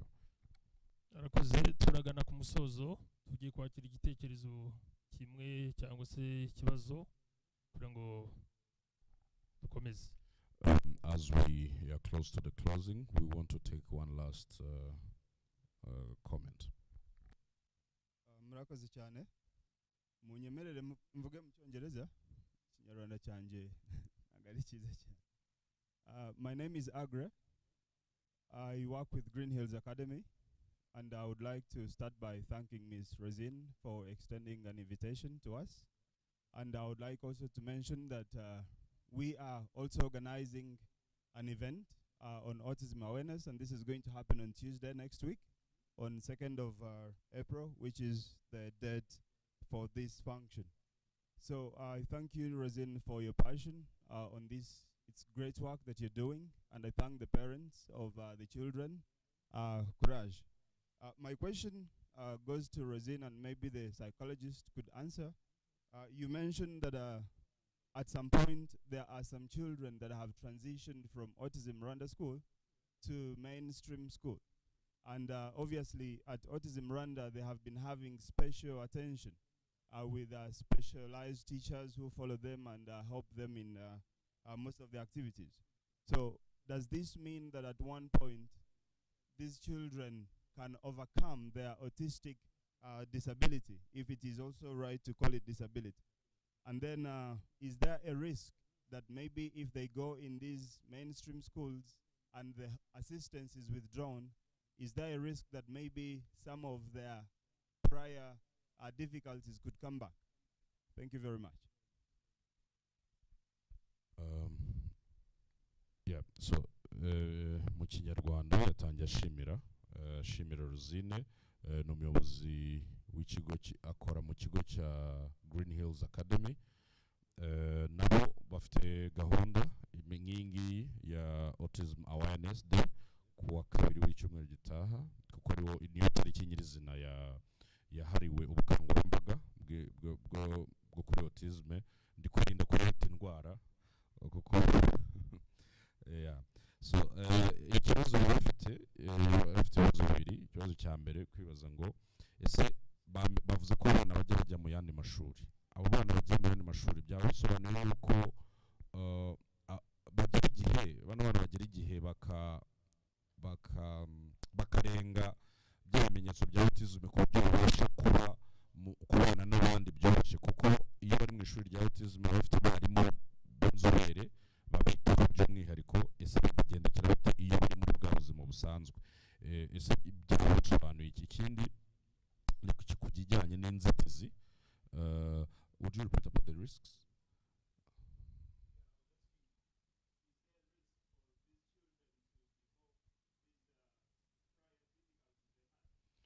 Ese haba hariho ingaruka z'uko abo bana bashobora kongera kugira, kubera ko bavuye muri rya shuri bitabwagaho by'umwihariko bagashyirwa mu ishuri risanzwe hariho abandi bana, ese haba hari byashoboka ko bashobora kugira ibibazo nk'ibyo bahoze bafite mbere? Murakoze. Murakoze cyane. Nibyo dufite abana bamwe bagiye mu mashuri ababyeyi bahisemo, ariko hari abandi bari mu ishuri twebwe dukurikirana. Iyo umwana agiye mu ishuri risanzwe tuba dufite umuntu ukurikira abo bana kugira ngo justement hatagira ikibahungabanya.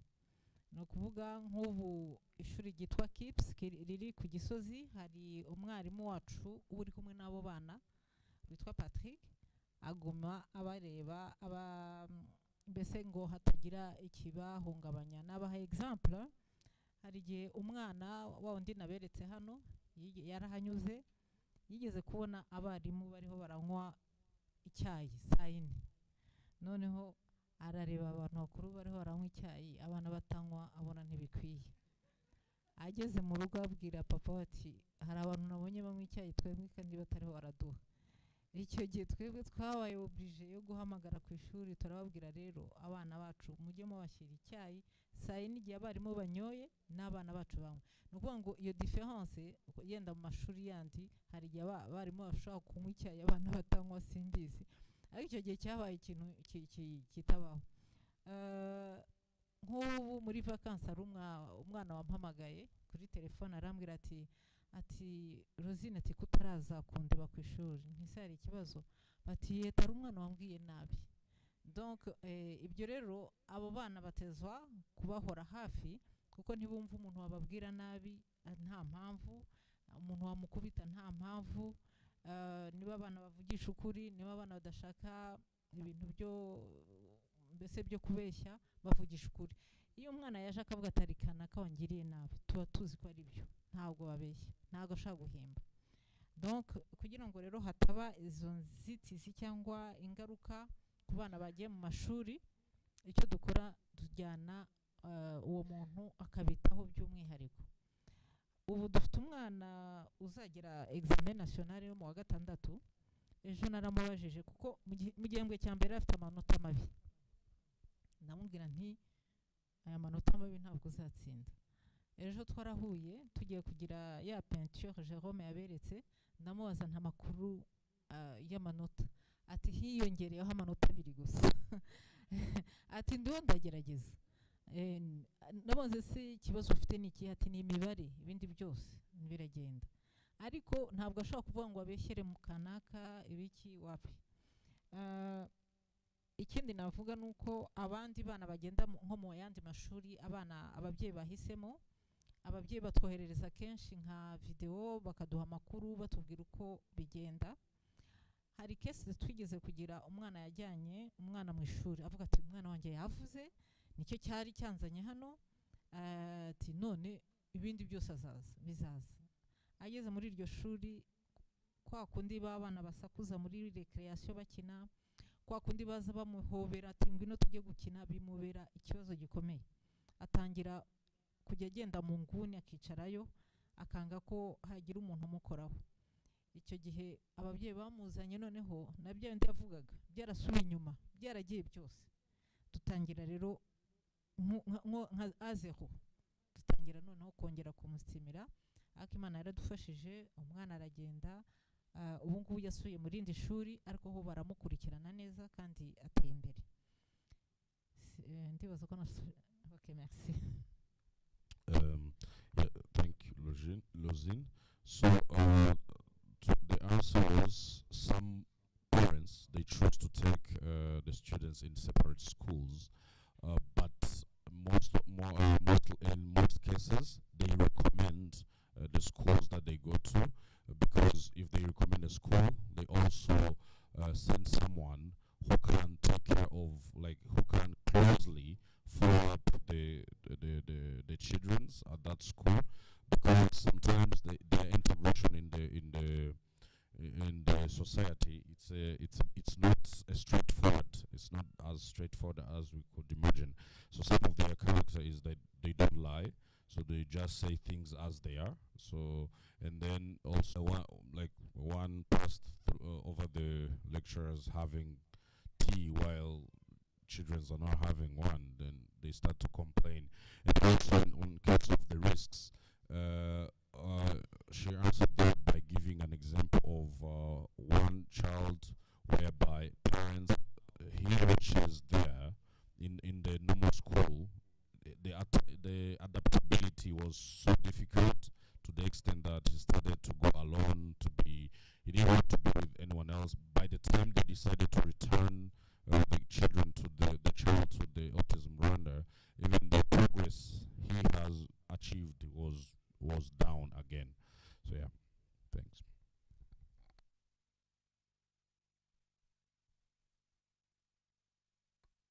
Murakoze. Nanjye nitwa Rugamba Gilbert, ndi umuganga w'abana, nkaba nshaka gushimira Autism Rwanda na Rosine ubufasha baha abaganga b'abana mu bafite ikibazo cya autism. Usanga abaganga n'abana nabo babohereza muri Autism Rwanda kandi bagombaga kuba babafasha. Mu kindi kintu dukoreye cyiza nuko bakoresheje amahugurwa y'abaganga b'abana n'abandi bantu bose bavura abana ba autism mu Rwanda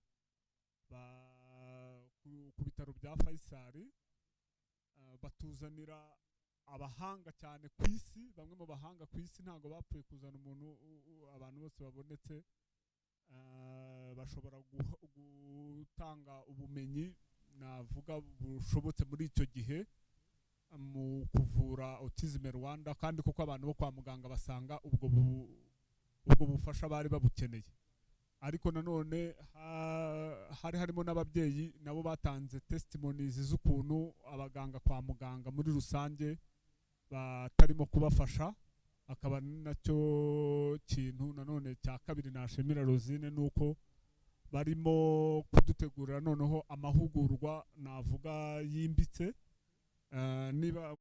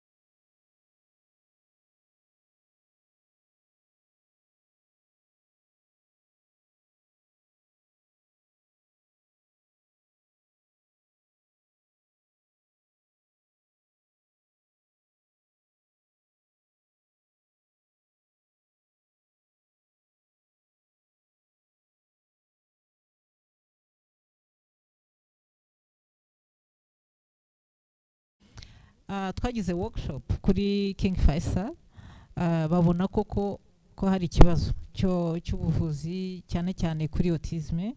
Twasanze ko hakenewe amahugurwa y'abaganga benshi kugira ngo ababyeyi bose bashobora kubona ubufasha. Muribuka ko twize kuvuga ikintu cya application. Iyi application yo guscreeninga cyangwa ya detection tuzakoresha dukoranye n'abajyanama mwabonye bamwe bari hano. Iriya screening tuyikoze nta baganga cyangwa abarimu bahari baza parallel, no kuvuga guforma abaganga tukazaforma n'abarimu kugira ngo bamenye autisme uko bakwigisha umwana, ariko cyane cyane abaganga kuko abaganga bagera ahantu hose mu gihugu cyose. Aya mahugurwa akazatangira mu kwa 9 k'uyu mwaka. Tumaze iminsi tugira amanama ari King Faisal, tukorana n'ayo ma university na Autism Rwanda, bigeze ahantu hashimishije. Dushimira cyane cyane n'umuprofesseur witwa Saravan Jea ukora muri Université Sacré ya Paris, akaba ari we wadufashije cyane kugira ngo icyo kintu tukigezeho. Nagize inama na minister, icyo kintu twarabimubwiye kandi yavuze ko bagiye kubishyiramo ingufu kugira ngo babidufashemo, kandi bizagende bifite ingufu nyinshi kuko basanze kuko iki kibazo cya autism gihari. Kubyerekeye abarimu bo tuzakorana n'irindi shuri riba mu Swiss kugira ngo nyine duhugure abarimu n'abandi bose bakora mu bigo byita ku bana bafite ubumuga, kugira ngo umwana w'umutiste uhageze bazamufashishe za methodology dukoresha z'abautiste aho kumukoresha ibintu bisanzwe. Hari ibintu muri iyi minsi, hari ibintu mwagiye mwumva, ngiye kubaha exemple témoignage muri ofisi yanjye muri iki gihe mu gihe cy'amezi 3 maze kubona abantu bavuye muri Amerika cyangwa Canada cyangwa i Burayi barenga ababyeyi 15 bavuye hanze ahantu bazi ko autism idakira, bazi ko ari prise en charge gusa umuntu akwiye gukora. Abo babyeyi baje bakurikiranye abantu mwigeze kumva ko bagira massage, bagira iki bakavura autism igakira. Abo babyeyi ntabwo twabablaminga cyangwa tubaseke, kuko iyo ufite umwana bakakubwira ati muhe iri buye rarirya arakira, warimuha muhe iki cyatsi arakirya, ntacyo utakora. Muri abo babyeyi bose mbabwiye nta numwe watanze amafaranga ari munsi ya miliyoni 3 cyangwa hagati ya 3 kugeza kuri 5, kandi bose baje bavuga ati umwana arakira. Icyo rero cyerekanye ko noneho abo nabavuye hanze, abari hano rero mu gihugu bagiyeyo bo ntibanabivuga, baraceceka kuko hari uwaje kubimbwira, ndabungera ariko nari nabikubwiye ko idakira, ari ukumwigisha ahubwo tukamugorora tukamufasha mu mibereho uko abona ibintu, tumufashe kugira ngo yintegre mu isi yacu. Ibi bintu mbivuze kuko iyi formation, iyi training tuzakora hazazamo n'ubukangurambaga, hazazamo no kugira ngo mu gihugu cyacu dukore iyo sensibilisation ari abarimu, kuko n'abarimu ari abampamagara akambwira ati uyu mwana arakubagana cyane, ntabwo ari autism gusa, banza hari ibindi bintu afite, ntabwo ari amahoro. Umwana usimbuka akajya mu idirishya akagenda ati ntushobora kumufata, ugasanga ya rofeti yuko atazi autism nawe biramurenga akavuga ati no, ibintu ntibibaho. Ikintu nabwira tureyenda ndiyo ndavuga n'ibindi, izi formation ni ibintu biri très important. Abana mwabonye bicaye hano amasaha yose, baje mu kigo, ababyeyi barabizi, badashobora kwicara n'umunota umwe ngo bishoboke, badashobora kwicara. Bari abana mwabonye hariya baje bamwe badashobora kwicara kuri po ngo bicare, bavuga ngo bicaye kuyicaraho byonyine, tureke kugira icyo bakora, kuyicaraho, kwemera kuyicaraho. Hari umubyeyi yigeze kuvuga ati umwana we yatangiye kujya muri toilette afite nk'imyaka 8, yaravuze ati jyewe nzagira igiterane duhamagara abantu bose dushima Imana, kuko we arazi uburemere icyo kintu, rufete yuko umwana cyambaye afite imyaka 8 kandi umureba gutyo ukabona physiquement nta kibazo afite. Biriya bintu mwabonye hariya ni ingufu z'abarimu bakora buri munsi.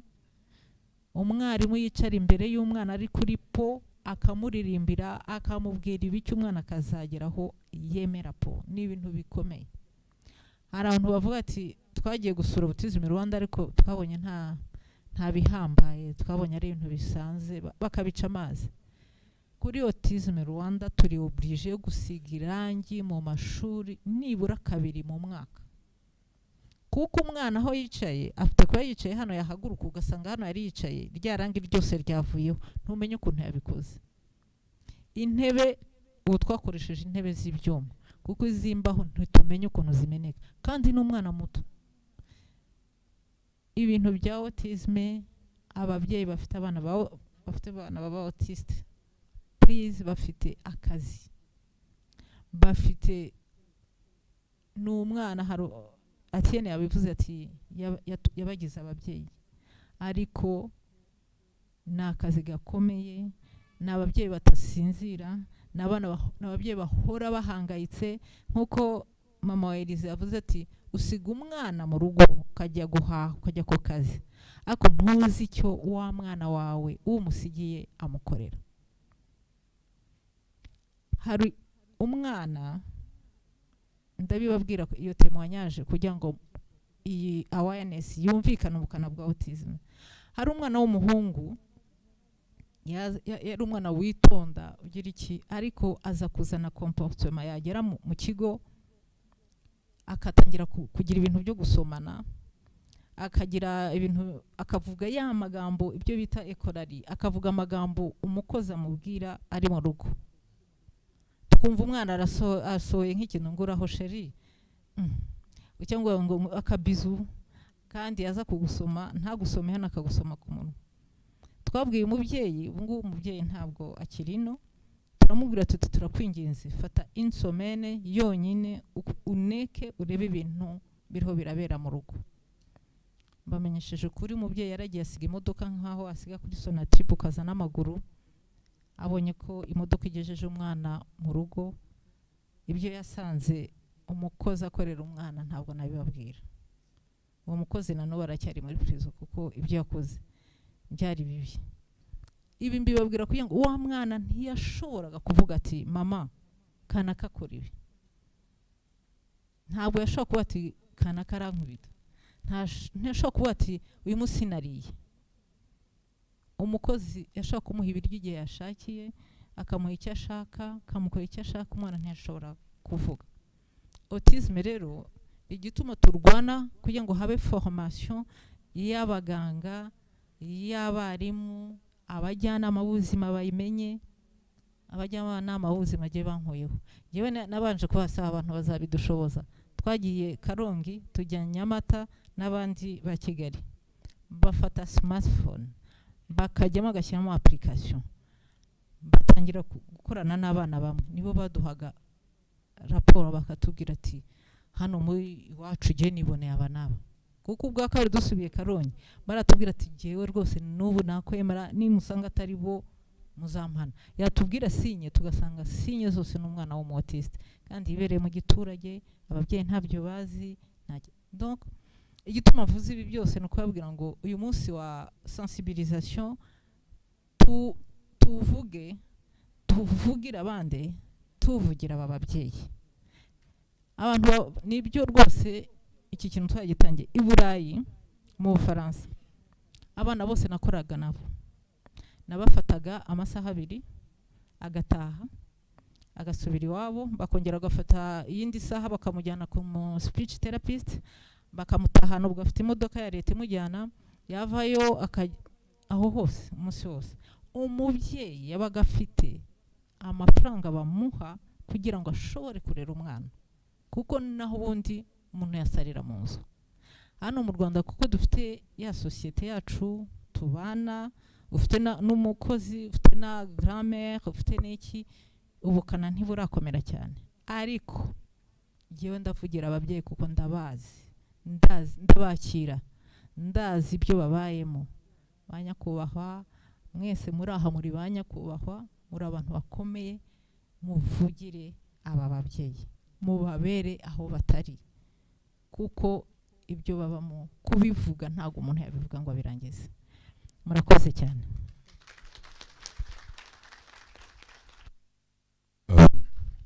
So she tried explaining, emphasizing on the trainings that the doctor has mentioned. So together with the two universities from France and AIMS and the University of Rwanda, they are planning to organize that training app, an application to do the screening of early detection of autism. But that app itself is not enough if we don't have now someone trained to interpret or to assist the children in different localities. And the training will start in September. And also they're organizing another training for the teacher. So one is for the doctors and the health worker. But now they're organizing another one together with the university in Switzerland to train the teachers. And also she tried to give us the testimony of what happened. So for instance, recently in the country they have developed other people who lies to the parents, like bring your child, we cure them, and then when they take them they just eat their money, and then in the end what they do to the children has really nothing to do with curing autism. So technically, based on what she said, it's like, okay, autism is not cured, rather is integrated. So they help an autistic children to be integrated in the real life, like the psychotherapist has mentioned. Integration between the two operating system of the phone, so integration between Samsung and iPhone. Yeah, and also she mentioned that some of the children, they face the maltreatment at home. They treat them wrongly while we left them there. So it's something to be taken care of. Thank you.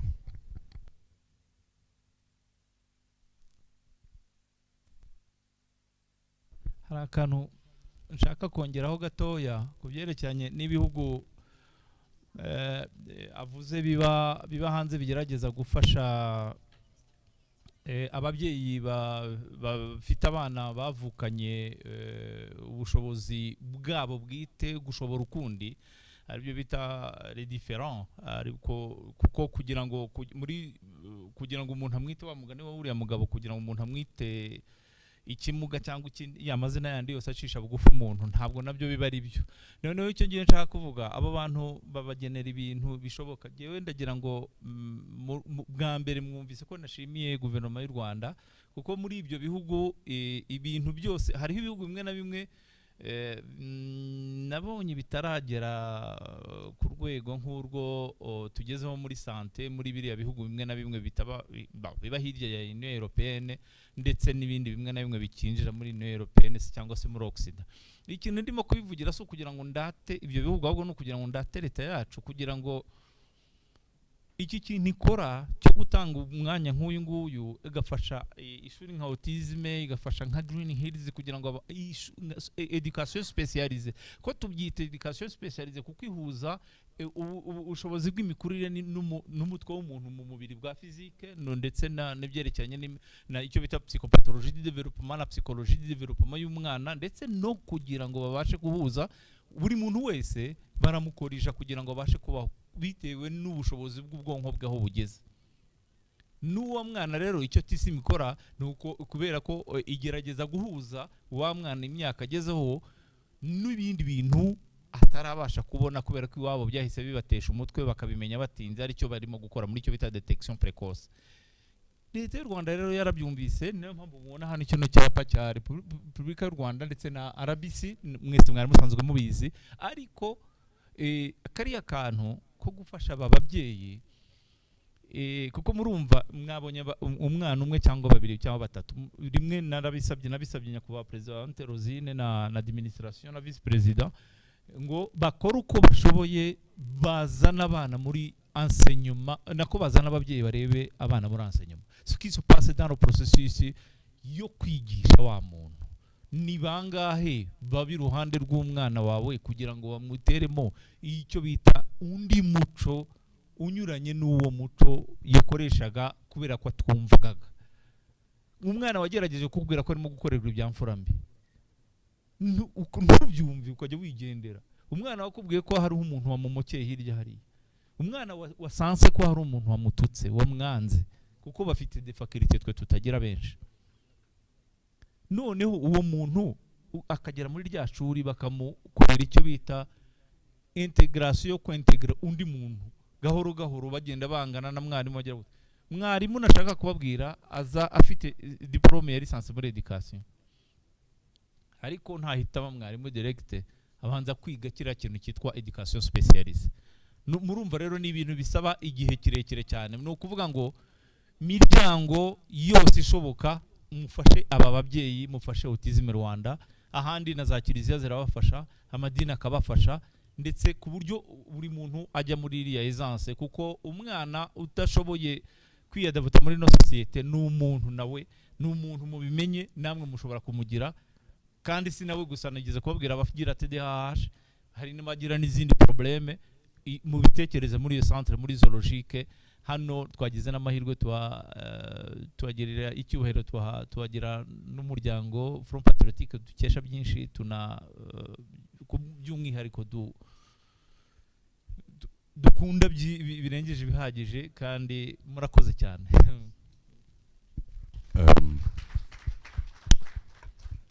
he wanted to mention something about thanking the government for the support that it offers. In health system is not the same. Like, at least there's an improvement compared to some of the countries whereby now at least they started this integration. And also he had requested Lozin to ask at least parents, some of the parents, to visit their learning center so that they witness the learning process involved in integrating this autistic child in the normal life, or with to try to integrate them as the normal life goes, and you can see the improvement from here. And also the teachers who teaches them, these are the people who comes with a degree in education, just like that. So at the end, they also need to be trained into that specialization so that they will be able to well treat this child and these children. Thank you.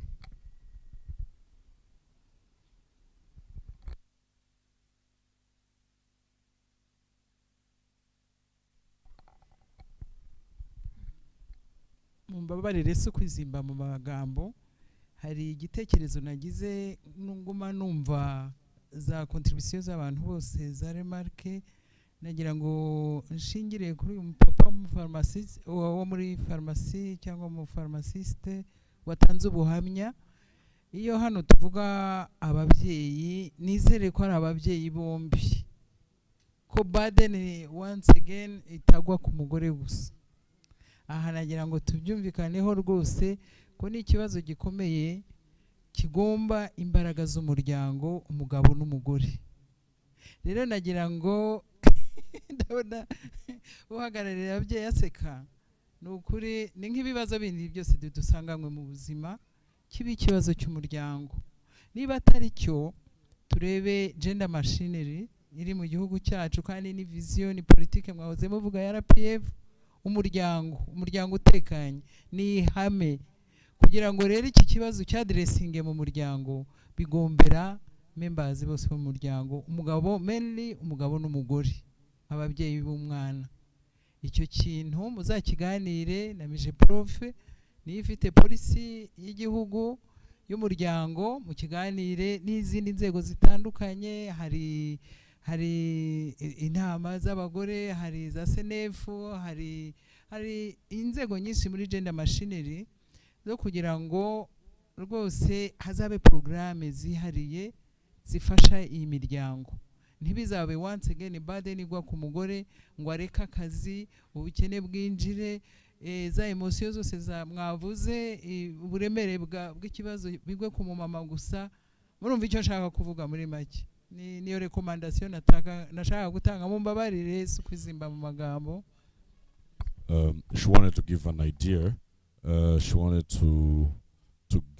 she said she hoped that this burden that comes to a family, it covers the whole family, as in a mom, a mother and a father, so that it is not only one parent suffering the situation. She suggested that if necessary, they can involve the different gender machinery and organs available in the country, such as MIJEPOF, who have gender into their mandates. Yeah. Murakoze. Hari umubyeyi wa nyuma uje ushaka kuvuga, ariko turahita duhagarara kuko abantu bashonje, twafatiye umwanya munini cyane. Sasa bazarenze. Papa Gege wakwegera imbere.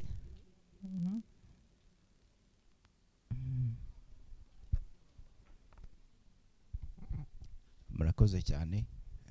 Naringira ngo nkoresha uyu mwanya, ndagerageza kuvuga muri make, ariko n'amagambo yo gushimira imihati ishyirwaho na Autism Rwanda, ubuyobozi bwayo, ndetse n'ubuvugizi bugenda bukorwa hirya no hino. Ngira ngo abenshi bagiye bavuga autism twayimenye nyine ari uko ituguyeho, bikaba ngombwa kujya gushakisha ubaza uti bundi autism bambwira ni biki.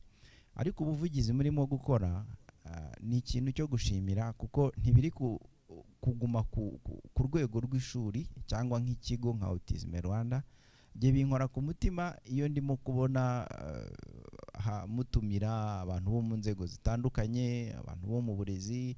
Niba nibuka neza umwaka ushize hari umuyobozi mukuru wa REB, ikiganiro yavuze wumvaga n'abari kubishyiramo imbaraga ko hakwiye gukorwa imfashanyigisho zizafasha aba bana, kuko ntago bari mu murongo umwe nabo twita abantu basanzwe, ariko barashoboye kandi bafite ubushobozi buhambaye.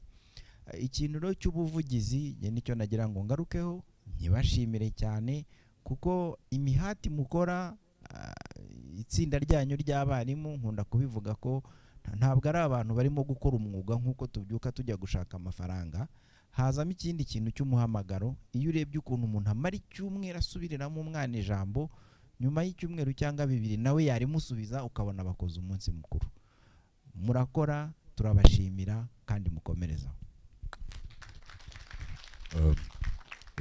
As a parent, we would like to thank Autism Rwanda. So as many of us, many people talk about autism, but even them as the parents, they didn't know it before until they face it, until their children have it. So also they are thinking like a video of a teacher celebrating for a small achievement a children has achieved. Thank you. Murakoze. Hari umuyobozi mukuru wo muri RBC ugeze hano, tugiye kurangiza ariko niwe ugiye kuduha ijambo rya nyuma. Tugiye kumuha umwanya, twe tugiye gusubira mu byicaro byacu, noneho tumuha umwanya dusozera inama, no dukomeze kuganira turi kuri lunch RBC na Minisante baduteguriye. All right. We are done with the panel discussion. We would like to invite the RBC representative for the closing remarks. They will continue for further discussion over lunch. Mushimira abo twari kumwe muri pano, namwe kandi mwakoze cyane. Twogera umuyobozi mukuru muri RBC.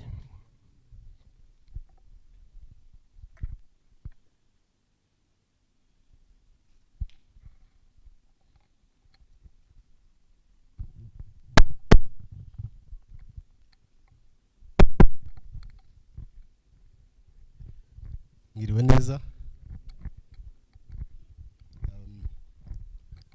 Nyakubahwa umuyobozi wa Autism Rwanda, banyakubahwa mu nzego zitandukanye mwitabiriye inama, ababyeyi, bana bacu, nshuti, ndabasuhuje mu izina rya RBC na Minisiteri y'Ubuzima. Good afternoon, everyone. Esteemed leader of Autism Rwanda and leaders of different organs who are here. I greet you in the name of RBC and the Ministry of Health. Ndabanza nisegure ko ntabashije kuhagera kare kubera impamvu yindi y'akazi yatumaga hari inama mu hireba bya kanseri yari yabaye kandi isaba ko tuhaba, tugerageza kuhaba hombi, turakererwa gato, twizere ko mu bitubariramo. I would like to apologize for the delay. We had other duty that I had to balance, to participate on both. Nari kwifuza kumva kureba n'ibikorwa by'abana nkuko byari biri kuri gahunda, ariko tugira igihe cyo gukorana tukabasura. Ndatekereza ko twagize umwanya wo kubyumva. Nifuzaga rero kubashimira cyane kuba mwafashe uyu mwanya, uyu munsi ni umunsi wa konje, mukaza muri iki gikorwa nuko ari ko ziri close ku mutima wanyu, natwe iri close ku mutima wacu. I would like to thank you for being here, for participating here. I was eager to see the kids performing as it was on the agenda. but since we work together closely with Autism Rwanda, we had chance to visit. So I would thank specifically all of you who are here to accept to come, even though it's a public holiday, because this shows that how serious you take this autism. bahoze bavuga ko igihe cyo gufata ifunguro kiri hafi sindi burambirane. They mentioned that the lunch hour is close. Ndifuza kuvuga wenda ku tuntu dutatu nihuta. I want to quickly mention 3 things.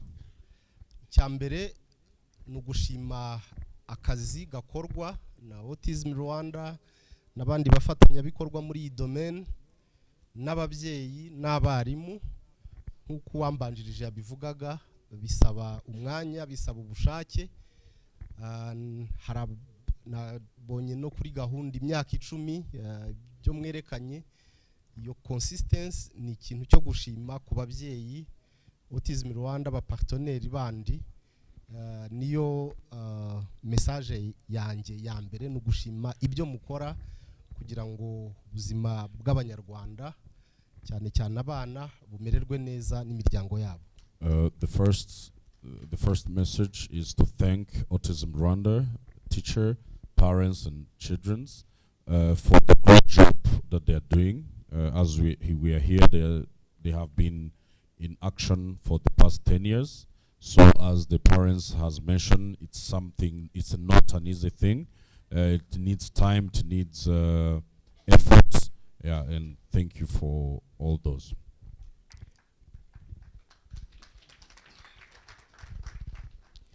Kakabiri nifuza kuvuga nabwo nihuta. The second thing I want to thank quickly, it's about this day. Uyu munsi ni awareness day. Today is awareness day. Autism condition ishobora kugera ku mwana umwe bana 100. Autism is a condition that can reach one kid among 100. Uwo mwana ashobora kuba wanjye wawe ubumotari wakazungu kuri quartier ubumuyobozi wa gitifu w'umuntu ucuruza Nyabugogo. Ni condition iri ishobora kuba ku muntu uwo ari we wese ku rwego ariho.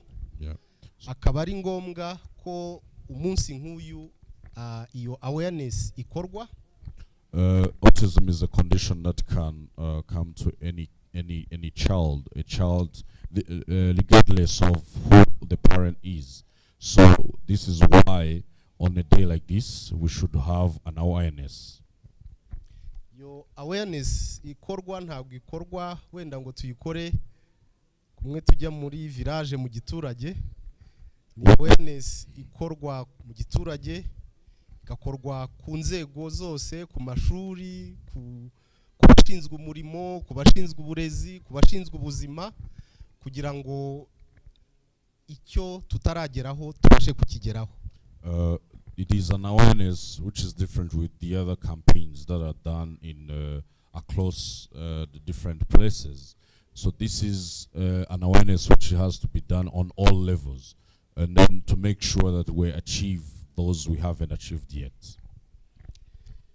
Evidence zihari zigaragaza ko iyo abantu umwana herekejwe agafashwa bikaba identifier kare akabona na mesure zose muzi byimprovinga cyane ubuzima bwe, social skills ni cyazaba ni cyazakorera umuryango. Akaba ariyo mpamvu navuga ngo turishimiraho bigeze ariko urugendo ruracyari rurerure. The early detection, it has been proven that the early detection of autism helps the life of an autistic child through the way because they are treated early enough to make them integrated in the society, and which is why we are thankful for the steps that have been taken. But the journey is not stopping here. We're still moving. Ndahita kuri comment yanjye ya gatatu ari naho nsoreza. On the third, which is the last comment. hari akazi kenshi, hari challenges igihari. Nkaba nifuza kuvuga mu izina rya RBC na Minisiteri y'Ubuzima ko tuzakomeza gufatanya mu bushobozi tugira, ariko nk'insista cyane ko ari igikorwa kigomba gukorwa n'inzego zitandukanye nk'uko babikomojeho. REB yari yaje ubushize, n'ubundi igomba kuzakomeza ihari n'izindi nzego tugafatanya. Nge navuga ku ruhande rwa RBC ko na Minisiteri y'Ubuzima ko tuzakomeza gufatanya kugira ngo dutere intambwe yisumbuye aho tugeze. Yeah. So we have been working together, but on behalf of Ministry of Health and RBC, we want to assure you that we'll keep working together, but also we wish to see many more partners coming aboard. They mentioned that LAB was aboard, so they should keep coming, and then many more come, so that this become an everyone's responsibility. Naza kurambirana, ndagira ngo mbashimire, mbifuriza umunsi mwiza cyane cyane, nshima kandi nanone ababyeyi, abana, Autism Rwanda n'abandi ba partenaires bari hano uruhare mugira, kuko iyo tuvuga icyerekezo objectif za 2030 2050 ni abanyarwanda twese tujyayo. Mbashimira uruhare mugira kugira ngo dukomeze iyo nzira. Murakoze, mugira umunsi mwiza. I would like to thank everyone for the contribution to the vision, different visions that we have. Thank you. Arakoze Dr. Delos Gishoma, mukomere mu mashyi.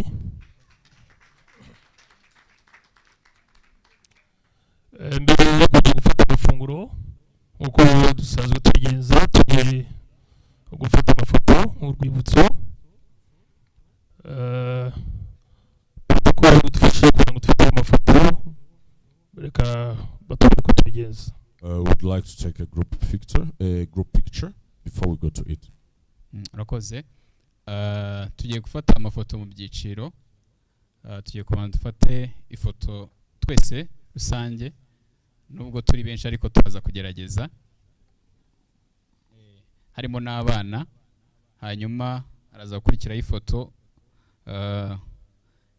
y'abayobozi, hakurikiraho ifoto y'abarimu n'abanyeshuri ba muri autism, izindi turaza kuzababwira uko zizakurikira.